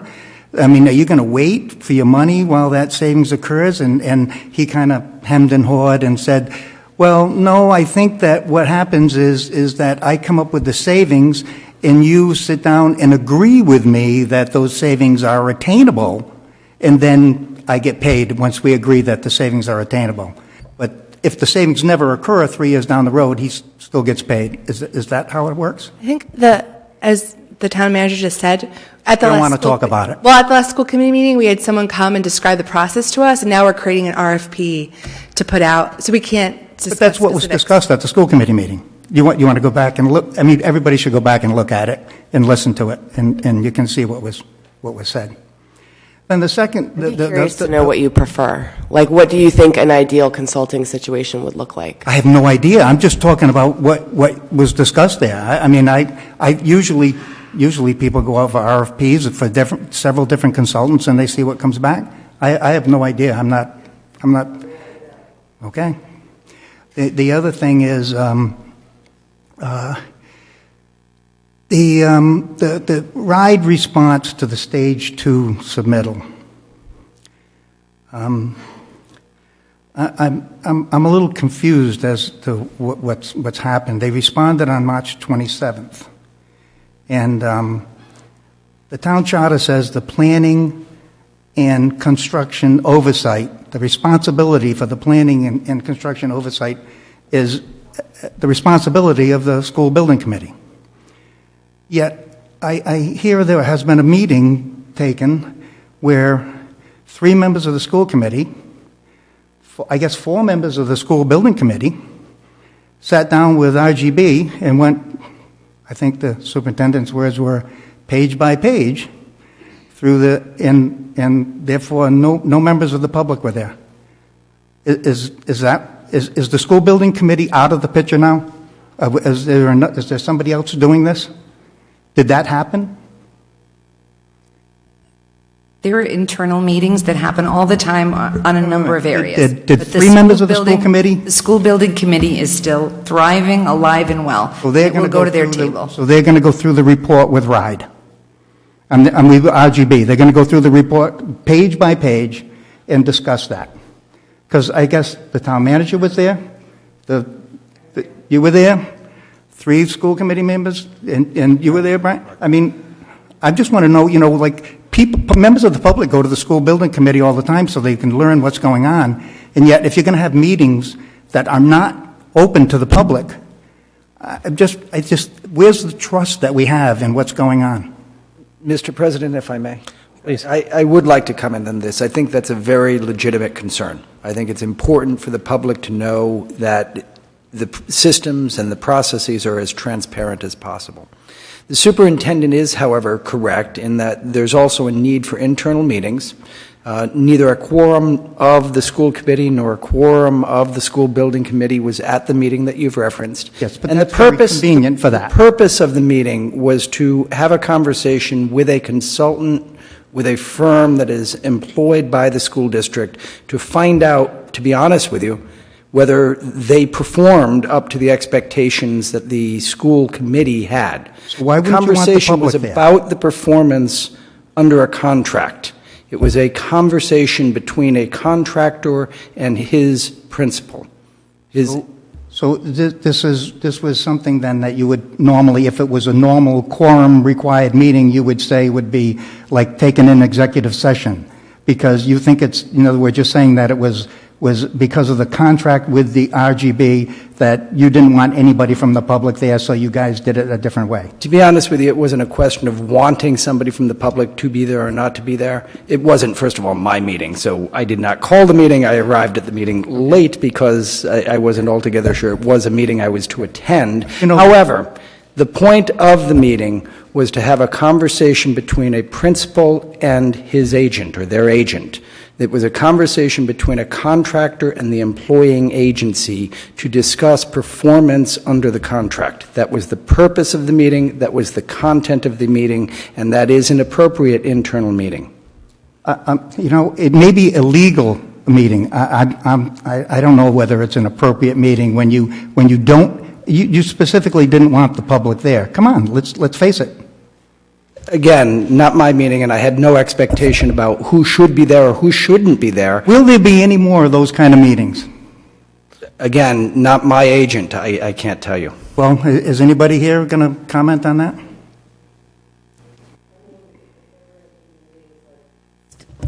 Staff meetings without a quorum, I mean, that's like normal business procedures. So if it's not a business meeting with a quorum, that really was, it was more like a contract meeting. We had our attorney there in case he needed to go through that.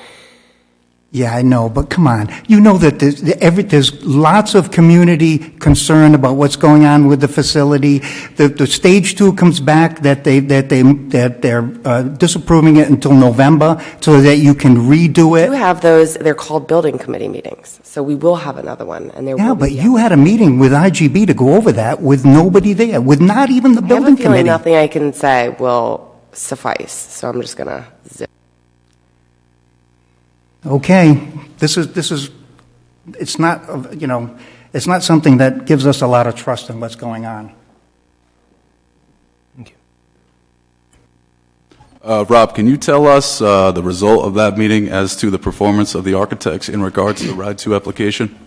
So again, it wasn't my meeting, so what I can provide is my impressions from that meeting. But the meeting was a meeting called by the school committee, who is the agent that employs RGB.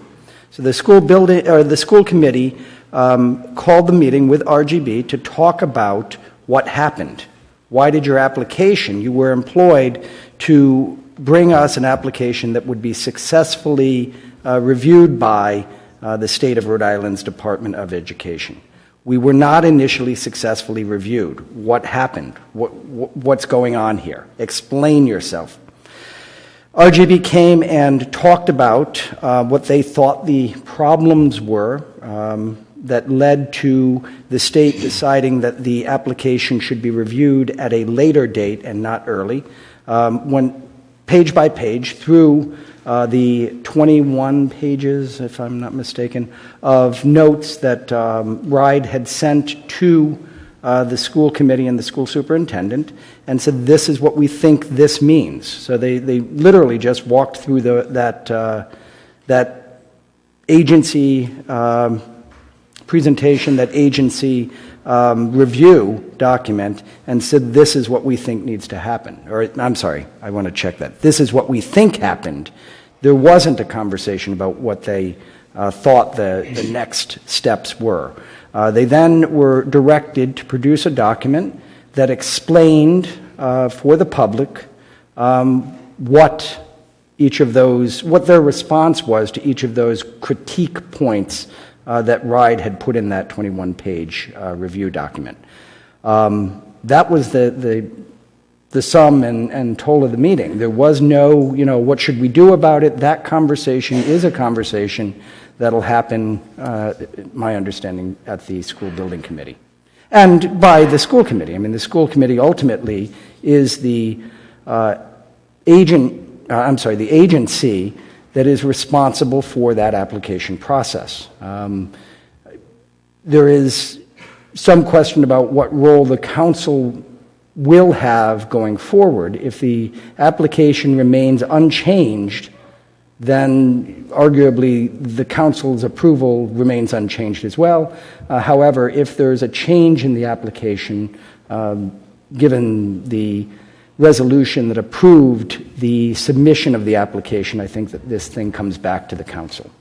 That was not discussed at this meeting. I just add that because I think it's important for the council and the public to know. Thank you. Any other questions on that? Sir, please. Thank you. Good evening. My name is David Laudati. I live in Wakefield. I'm sorry, ma'am. What was your name again? Jocelyn. I would like to say that Jocelyn made very moving comments, and I wish that I could be as eloquent as she was tonight. I would like to say that the primary responsibility of government is the safety of the public. Let me say that again. The primary responsibility of government is the safety of the public.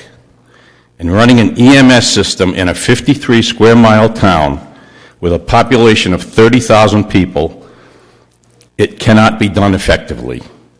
The name of the game in this business is not a rapid response vehicle operating from one station and attempting to cover that entire area in a timely manner. The name of the game in this business is to disperse personnel and equipment around the town, and that cannot be done from one station or from 1.5 stations. I'd like to point out that our neighbors to the east in Narragansett, a town that is less than 1/3 the size of South Kingstown with about half the population, has 3 emergency medical response advanced life support vehicles on duty 24/7. We have 1 and 1.5 at night, during the day, and it's wrong. And I think something needs to be done quickly. Thank you.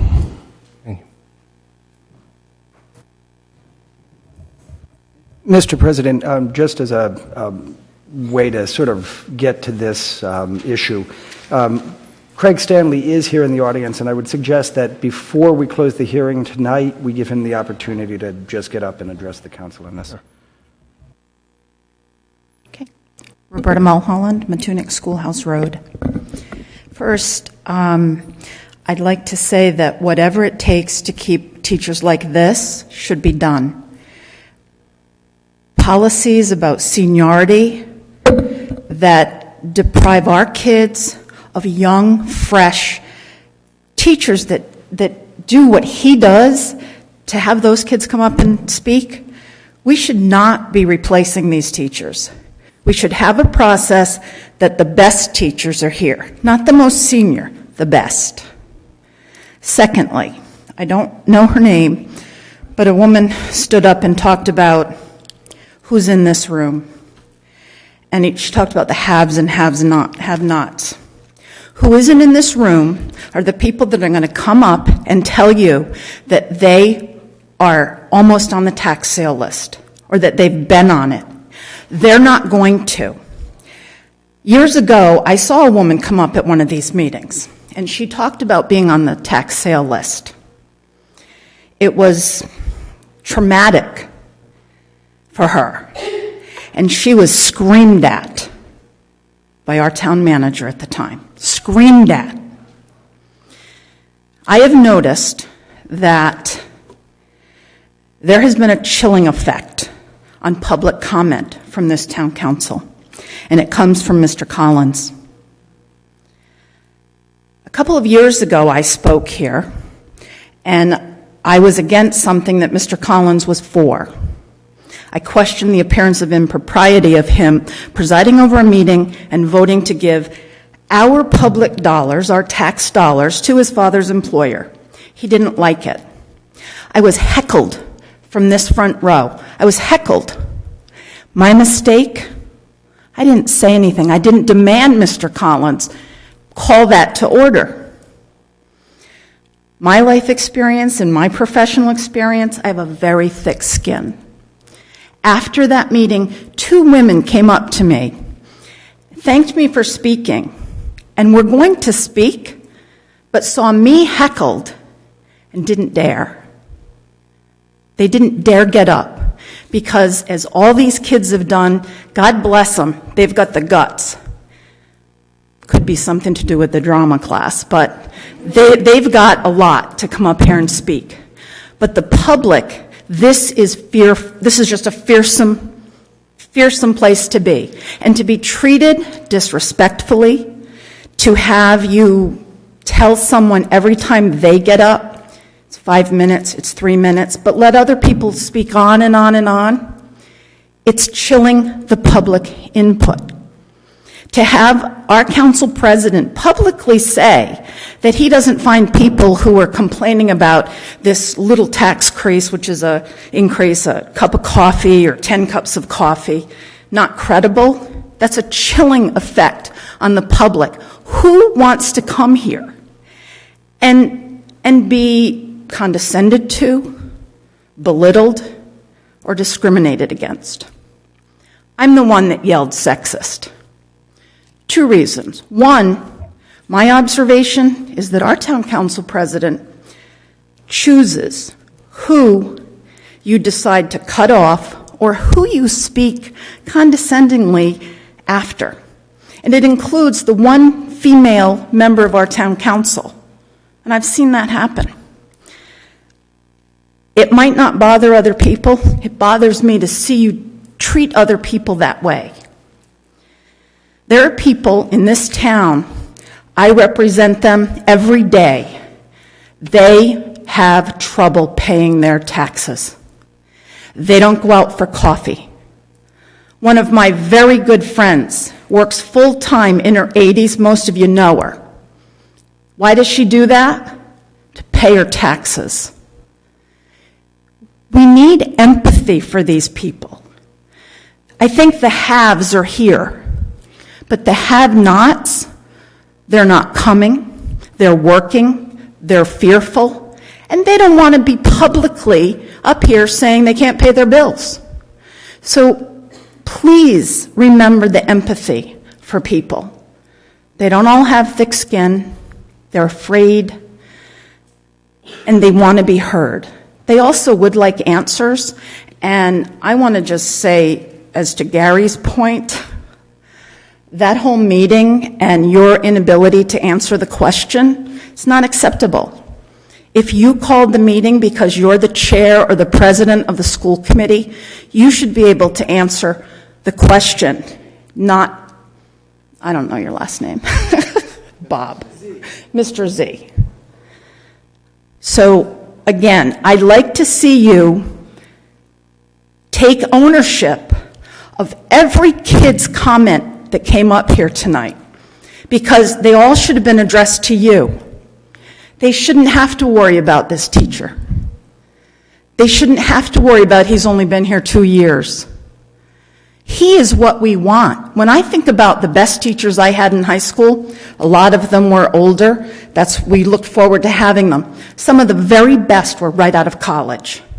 If we're not hiring people right out of college and we're keeping on the seniors, we're not serving our students.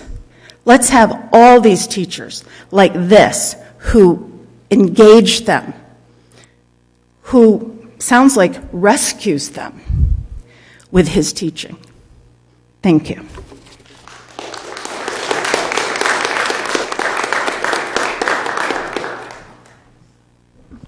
Jonathan Daly LaBelle.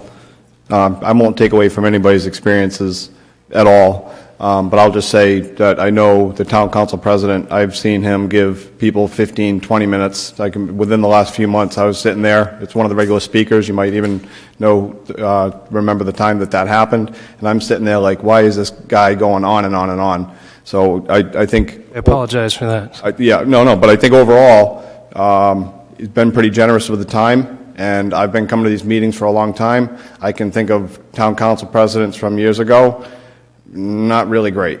So I think, Abel's doing pretty good.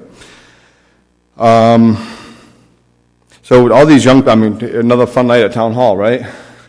All these young people, if you follow national politics, anybody who follows national politics knows that this country's going through some severe trauma right now. But I always look for the bright side, and it's through trauma that evolution happens, because it's only through those stress tests that you really find out what you're made out of. And these young people tonight, and I think we're seeing it across the country, other young people who are 18, 21, 25, they're experiencing something, and they're open about who they are and what they're doing in a way. I grew up in the 80s. That was a tough time. Everybody was just rude, kind of like all the time. That's just what the culture was. And, we're kind of working our way through it. And it seems like right now we're at a point where people are being more honest, more transparent about who they are, what they're going through. And it's tough to hear. I can only imagine, like, you had to face these young people, sharing their stories. It's tough. But it's honest. You're not going to get that kind of honesty from me tonight. So I think the students have given a gift to this community. And I think that our elected officials, our public officials, don't always hear that. And I think that some of the people say, well, you know, what has happened to this meeting? Well, this is actually what a lot of the people in our town think and feel, that we need to fund our schools, that it's not just this narrow look of who's being served. The ripple effect from what happens in our schools, whether it's the drama department, you know, art, music, math, science, everything. It goes out into the community, and this is how people feel. And the town council needs to hear it. It's not just on the school committee. And the town council, you've got a tough job, no doubt about it. That's a really tough balance when you're looking at some of the challenges on the town side of things. So it's not to take away from that, but I think it's powerful for the town council to hear these stories from not just the young people. I mean, you're seeing people with white hair coming up here saying, my kids are grown. I'm still paying, and I'm not quite there yet, but I'll probably see in 20 years. So one thought I had is, because the music and the drama can't get cut, but I don't know what the other positions are, the itinerants that could get cut. They're probably serving people too. And so I wonder if the school committee or the town council can look at their contingency funds, their undesignated funds. Again, I know it's getting tapped. Maybe it's getting tapped too hard. I'm just putting it out there as an idea. The fund, you know, you've put together a tough budget. You know, I don't think you're hiding anything. You know, there's nothing, everything's being looked at. But it may be that you just need a little more money. So I will say that the state is not doing its job. Probably the primary reason we're here in this way is the state cutting its funding. I mean, to cut $800,000 year after year after year has an impact. And so for elected officials, public officials, community members, maybe reach out to the legislators, and, you know, $4 million for transportation we spend, and that's not in the school funding formula. And I know they work at it, and the problems we have maybe are slight compared to what other communities are dealing with. So I'm not saying that's an easy job, but just to communicate, let people know, let our legislators know that they need to do a little more wherever possible. Thank you.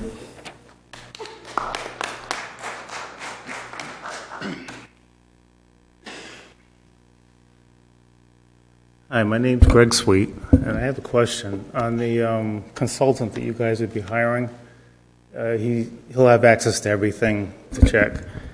Is everything on the table, including the facilities, or no?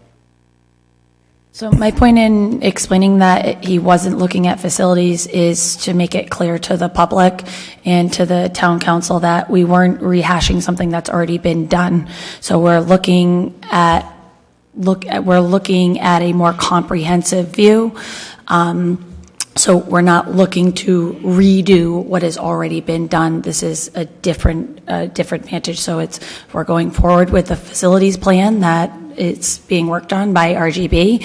And then in addition to that, because we understand that we need to find additional operational savings in addition to the building closures that are planned, we're looking at that as well. So it's in addition to what's already been done. So that was my point in saying that it wasn't looking at facility closures. It's more so like what's going on within the buildings. So a way to look at it, and that he described to us, was kind of, you might be able to save money if you bought a new vehicle that got better gas mileage, or say a hybrid vehicle. But if a new vehicle is not in your budget, you also need to be willing to analyze, are you taking the best routes to get where you need to go? Are you using the most efficient fuel in your car? Are there things that you can be doing to make it work more efficiently now that you know, okay, it's not in the books to buy the new vehicle? I don't know if that makes sense, but it's more so like what's happening within the facilities. I get that. To what you just said, though, did you guys have a consultant come in and say you should keep Wakefield School open, or was that decided kind of amongst yourselves? I mean, the people that... So the consultant came in and he did a review of all of the facilities, and he gave 4 viable options for our district. And one of them was keeping Wakefield School open. But the consultant coming in, basically the facilities are off the table. So the facilities are not off of the table. As I explained it a few times already to different people, he will be looking at a comprehensive view of the entire district. The savings that he is that his payment is contingent on is not including the savings that you would reap from a building closure. So it's not to say, to a couple other speakers' points, that, you know, how many people do we have working, or other people that have said, you know, close more buildings. His savings that he is going to identify are not based on either of those factors. Those are not factors that we are now not discussing or thinking about.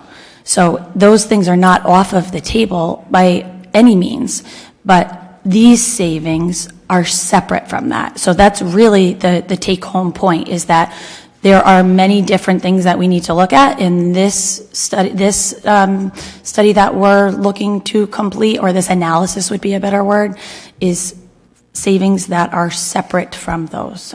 Does that answer your question? Yeah, but if he said you have too much square footage, would you guys be okay with looking at that? I think that moving forward, what we're doing is going forward with a plan that we have, that RGB is working on, that our facilities consultant brought us as a viable plan. The answer, no. Excuse me? The answer is no. The answer is not no. I've always developed our scope of work. We haven't gotten there yet. And but you guys are going to come up with some guidelines that you want followed. Sure, but which I get. Yeah, we haven't decided any of No, them. So I think get that. it's probably important to ask if those everything questions is on further the down the table, road. And it comes back that they say that you have way too much facility, are you guys going to revisit that? That's my question. so I think it's a fair question to ask, but I also think that we have already studied that, and we've already been given the answers So the about answer that. is no. I'm not saying that the answer is no. I think that if our enrollment goes down to a point where you could close a building without having to build additions on 3 separate buildings, I would be open to that. But we're not at that point. From what we've been given in our latest enrollment projections, we're not moving to a point where we could close an additional building to those that we already are planning on closing without building 3 additions. So that's where I stand. That's where I've always stood. I don't believe that is in the best interest of our students or for our town. So if for some reason we get to a point where we could close a building and offer the same sort of academic experience without building onto 3 other buildings, then I'd be open to that. What would be the point where you would consider closing a building?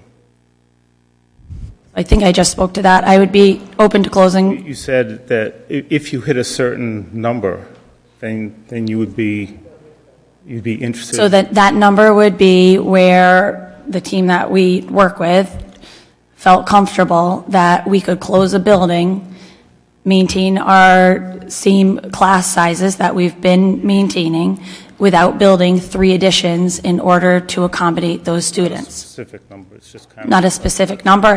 It's can we provide the same level of educational experience to our students and to our community without building 3 separate additions. And I'll just give an example of why. I mean, people have talked about Broad Rock tonight, building Broad Rock, and then realizing later that they didn't need to build Broad Rock. So to me, I think if we have building square footage that is being utilized, and I think we can better utilize all of our elementary schools by better balancing where the populations are going, then I think we're in a good place, and the numbers support that the utilization of those buildings once we are pre-K through 5, which we've never experienced yet, support. So if we get to a place where we're in pre-K through 5 and we could close a building without moving forward and building 3 additions, then that's something that I would entertain at that point.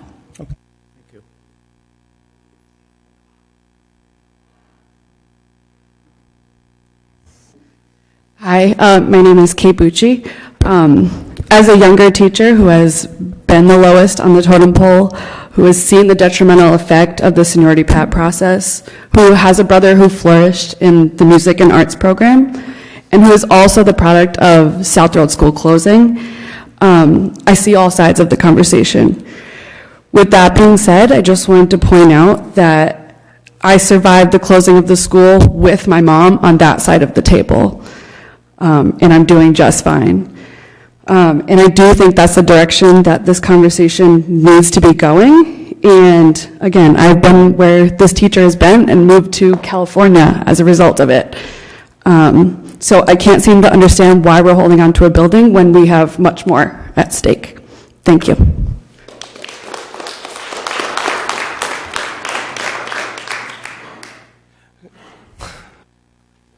Just give me like a minute and a half, because I won't be here tomorrow. All right, so I do have a question. Okay, on the last school committee meeting, you have this slide that comes up that says the financials. So the current financials, if I remember correctly, so for this year, the approved budget was like 61 point something million, but right now you're projected to be over 63 million. Is that correct? The documentation that is provided to the school committee is a state requirement, reporting requirement, and it includes the reporting of all funds. So it doesn't just include the school operation, it includes all federal grants and also the school lunch program. That's why you see a $2 million difference in what was approved. So it's not that you have the money, right? The grants are reimbursable grants, so we spend the money and then get the reimbursement. And the other one is the school lunch program, and the school lunch program is based on a budget that we provided when we work with the school lunch folks. All right, thank you. All right, so lastly, I forgot to say what you would say if you close Curtis Corner this year. It starts at 1.5 million. It's like 1.5 million is like the operating budget to keep the building open. That doesn't have anything to do with employees. So if you take that 1.5, you'd save, and the 200,000 you're going to flush down the toilet with this guy. That gives you 1.7. So what you do with that 1.7 is you reimburse the 165,000 that they're going to lend you. You give them another $500,000, so now you have $1 million in the bank for your bonding. Then they can hire 4 new paramedics, and you'll still have enough money left over to put the money back in the tech, cares, smiles, the late bus, the intramurals, and the sports. Thank you, Mr. Beasley. I know that I've gone up and talked before, and I know that it's getting late. I just wanted to say one more thing. Addressing what he just said with flushing the money down the toilet, I really think he would be, because that would be such a waste to cut this amazing teacher from this program and cutting from the music program. The fact that you really would just be wasting all of this money, not that it wouldn't be beneficial for other programs, because I do agree there's a lot that needs to be changed. But people say that the youth is our future leaders, and I really do think they are. I mean, I've advocated to congressmen in D.C., I've advocated at the State House for tons of different reasons, for parts of different communities I've been a part of, and I really do think advocacy is important for all parts, and I do agree that a lot of things need changing, but it has to start with the base level, which is our students, because they're who's going to grow into the citizens of this community that are going to need these programs later on. And these students are so powerful. To be able to just come up here, I just want to thank everybody that has just come up here and been confident enough to stand before you all today. You guys have been, I'm very happy that you guys are listening. It's very kind and very nice for you to hear everything. I'm happy that everybody else is here to listen to us. But like, you can see how much this man and this program has impacted so many people, our future leaders. And our students are able to sit here and be so respectful to everybody who's talking and really showing that they value being a member of this community, and they value, and as a 17-year-old, I know that I'm going to be voting soon, and I want to vote in ways that really makes big changes in my community, and I want changes that are going to help not just me, like not my group of people, but generations below me who are going to be the ones that are affected by this. Because it's less about, it's not about me. It's not about who is affected in my group. It's everybody else around me, because everybody is a valuable member of this community. From the students to our adults to our elderly, everybody needs attention and everybody needs these programs that are very important. But I do believe that if you want these great members of our community, you have to start at the base level, which is the students, and they're going to be the voters, they're going to be the policymakers, because someday maybe I'll run for office and I'm going to make these changes, and it starts with the students, because these generations aren't going to be around forever. The people below me are going to be the ones that are controlling politics someday. And I can't wait for that to happen. I can't wait to see all the policies and all the big changes. You can see it on Washington. You see it with all these steps. And I'm so proud to be a part of everything, from going to D.C. to talk about how we need more funding for our preventative programs in Rhode Island. I talked to the governor about that. I've talked to representatives, and it's very important. I feel empowered, and I think that you can see how empowered these youth feel today about such an important thing. And like the fact that, well, I'm shaking right now. Like, I'm so nervous to be here. I've heard people say some things that discouraged me from coming back up here, because it's scary to talk in front of adults. It really is. I'm on debate team, and this is really scary. It really is. And I'm shaking, but this is so important to me. I'm not even a part of drama, and I know how important it is for everybody. Like, just going to these plays, you feel like you're a part of a community. And it's because of this man. Like, I'm not a part of drama, and I go every morning to the auditorium to hang out with the drama club kids. I'm not a part of drama, I swear. And I love them. And I love the chorus kids, and I love the band kids. And I've seen so many people go through all that. And it just has empowered me so much to come here today after going on like a college tour with my mom and then like taking a 3-hour nap. And it was so great.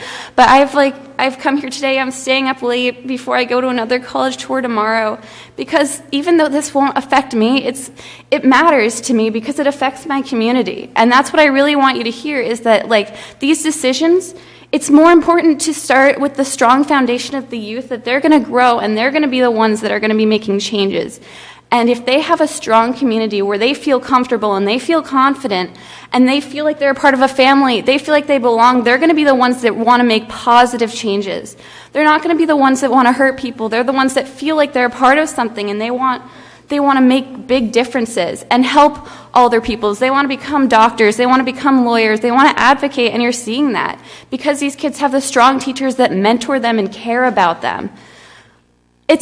I find in the school system, seniority is not the best thing. It's been keeping a lot of teachers around that I don't personally think have really benefited me in any way. But there are these new teachers, like Mr. Muir, who inspire kids and are bringing these new kids, developing this love of learning that is just going to carry on throughout the rest of their life, whether they go to Harvard University or they go to CCRI. They're going to be making big changes, and it's because of these mentors. And I just want you to hear that these people are amazing mentors, and we need them if you want like strong kids who are going to stand before a committee like this. Thank you. Councilman Collins, can I say something? I just want to say, because I know some of the students have left, and I know how terrifying that is, and so maybe you mentioned it. I think you've done an amazing job, right? And I don't want you to be dismayed by any comments or any like feeling in this room, because this is exactly what local government is, right? It's hearing from our constituents and community members about what they care about, right? And I sat here and I thought about my son, who's going to be a 9th grader next year, and thought, oh, I want him to be like you all. So I just wanted to say thank you to the students that have come out and so eloquently voiced your concerns. Thank you. It is getting late tonight. If there's no pressing comment, I'd like to invite Greg up to the podium just to talk about EMS. Mr. President, I just do want to set the record straight on a couple of points with regard to EMS. You're exactly right that the council's proposed budget does fully fund the request that has been made by the administration. And we could not, in fact, get to a fully staffed Southern station this year. This is a problem that we're going to have to tackle over the course of a couple of years. There is both a capital side to the problem. We have to build out the facility, though prior administrations have been setting the money aside, and we actually think we're in good shape for the capital improvements, the sleeping bunks, and the improvements to the station that would have to be made. And then we've also got to ramp up on the labor side. So I'll let Chief Stanley take it from there. Yeah, just to echo what Rob said, we are looking at staffing and funds for that, looking at splitting a year of January and possibly ramping this up in July of 2020. One of the things that we got to look at now, which there's always something around the corner, is if you know there's a bill in the legislature that affects paramedic overtime and firefighter overtime, which affects schedules. And that's something that we're looking at right now to see what will that impact be, and if there'll be any. I don't believe there will, but we need to make sure we know the answers, what that will entail. And that will certainly, we'll be obligated to follow those changes. And we won't have a choice. So that throws another wrench into the spoke. The numbers, just for the council's information, it's about $72,000 per position. So we're talking about $280,000+ to get us to a full 4-person crew. The facility construction's about $75,000 is what $75,000. So those are the numbers. It's just it's a bridge too far for this budget cycle. We're in good shape on the capital side. We can make some progress this year on the labor side, but as Chief Stanley has suggested, it's not going to be a full year position. And the only way we're going to be able to build this thing is over time, using scheduling as a creative tool to get us from a point where you add one person, you've got to figure out what to do with them because they're not a 4-man crew. You've got to have that man or woman doing something useful for that period of time. Then you add your second, and you've got a 2-person crew, but you don't have the full 4-person crew. We've got to figure out how to build this in over a couple of years. Chief, can I ask you a quick question? Is there a difference between certification levels from our EMS versus, say, Charlestown, Narragansett, or North Kingstown? Yeah, we run a paramedic service. There's 2 levels: paramedic service, paramedic level, and then cardiac. Our per diem staff, we have a few cardiacs, but our full-time personnel are paramedic. There are things that paramedics can do that cardiacs can't, like someone's suffering a heart attack, they're in cardiac arrest, we get a pulse back. There's certain things that a paramedic can do that a cardiac cannot. Charleston runs a system where they have both. They do have paramedics and they do have cardiacs, and I believe in Narragansett it's the same, but their minimum level in Narragansett is cardiac, and it varies in Charleston. We're at paramedic, we're at the highest level. So our EMS, from a certification and I can say professionalism, but the ability, they have a higher probability to be able to save a life versus someone that just has a cardiac. That is correct. Rhode Island is one of only 2 states that still maintain the cardiac level in the United States. Any other questions for the Chief? I want to thank you. All right. Any final comments? I mean, we can have this whole conversation again tomorrow. That's the beauty of it.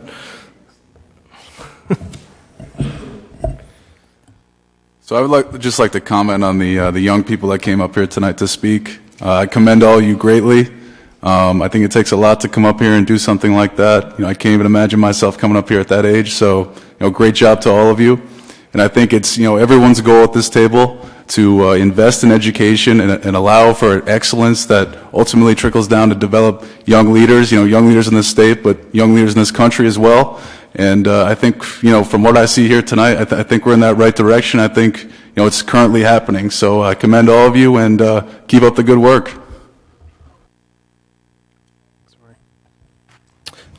Any other comments up here at the table? I'd just like to add something really quick. I agree with everything Rory just said, but I do feel strongly that music and arts are extremely important, especially with a well-rounded education and development of a young person. But especially for people like me, you know, when I was young, I was extremely introverted, and the marching band and the concert band were things that I participated in, got to travel with, and make friends with. And, you know, fitting in is hard in high school, and fitting in where I went to high school wasn't easy at all, especially being very different from everybody else. So we need to find a way to make sure that programs like this are saved or make sure they're not on the cutting block. Thank you.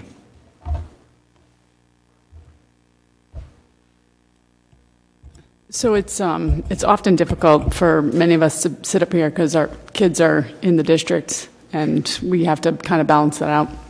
And it's funny because when at one point Ms. Comiskey leaned over and said, you know, about my daughter bringing people here, and I didn't know to the extent that she was like what she was going to do and what she wasn't going to do. I had told her she initially was not going to participate because I sit at the table. And I told her that just because I sit at the table doesn't mean she should lose her voice. And I wasn't going to help her, and I wasn't going to promote one thing or another with her, but that she had the ability to do what she wants. She's going to be 17. She is friends with many of these wonderful kids. So it is a little difficult, but I have to say that I'm excruciatingly proud of her in particular, but very much so for the kids that have come forward. It was very emotional from beginning to end, and not just with the kids, but with the other community members as well. But I just wanted to kind of throw that out there. I didn't want you to think that I was like planting her. I had no idea what she was going to do, and she kind of blew me away, so as did many of her friends. So thank you for listening to her and listening to all of them.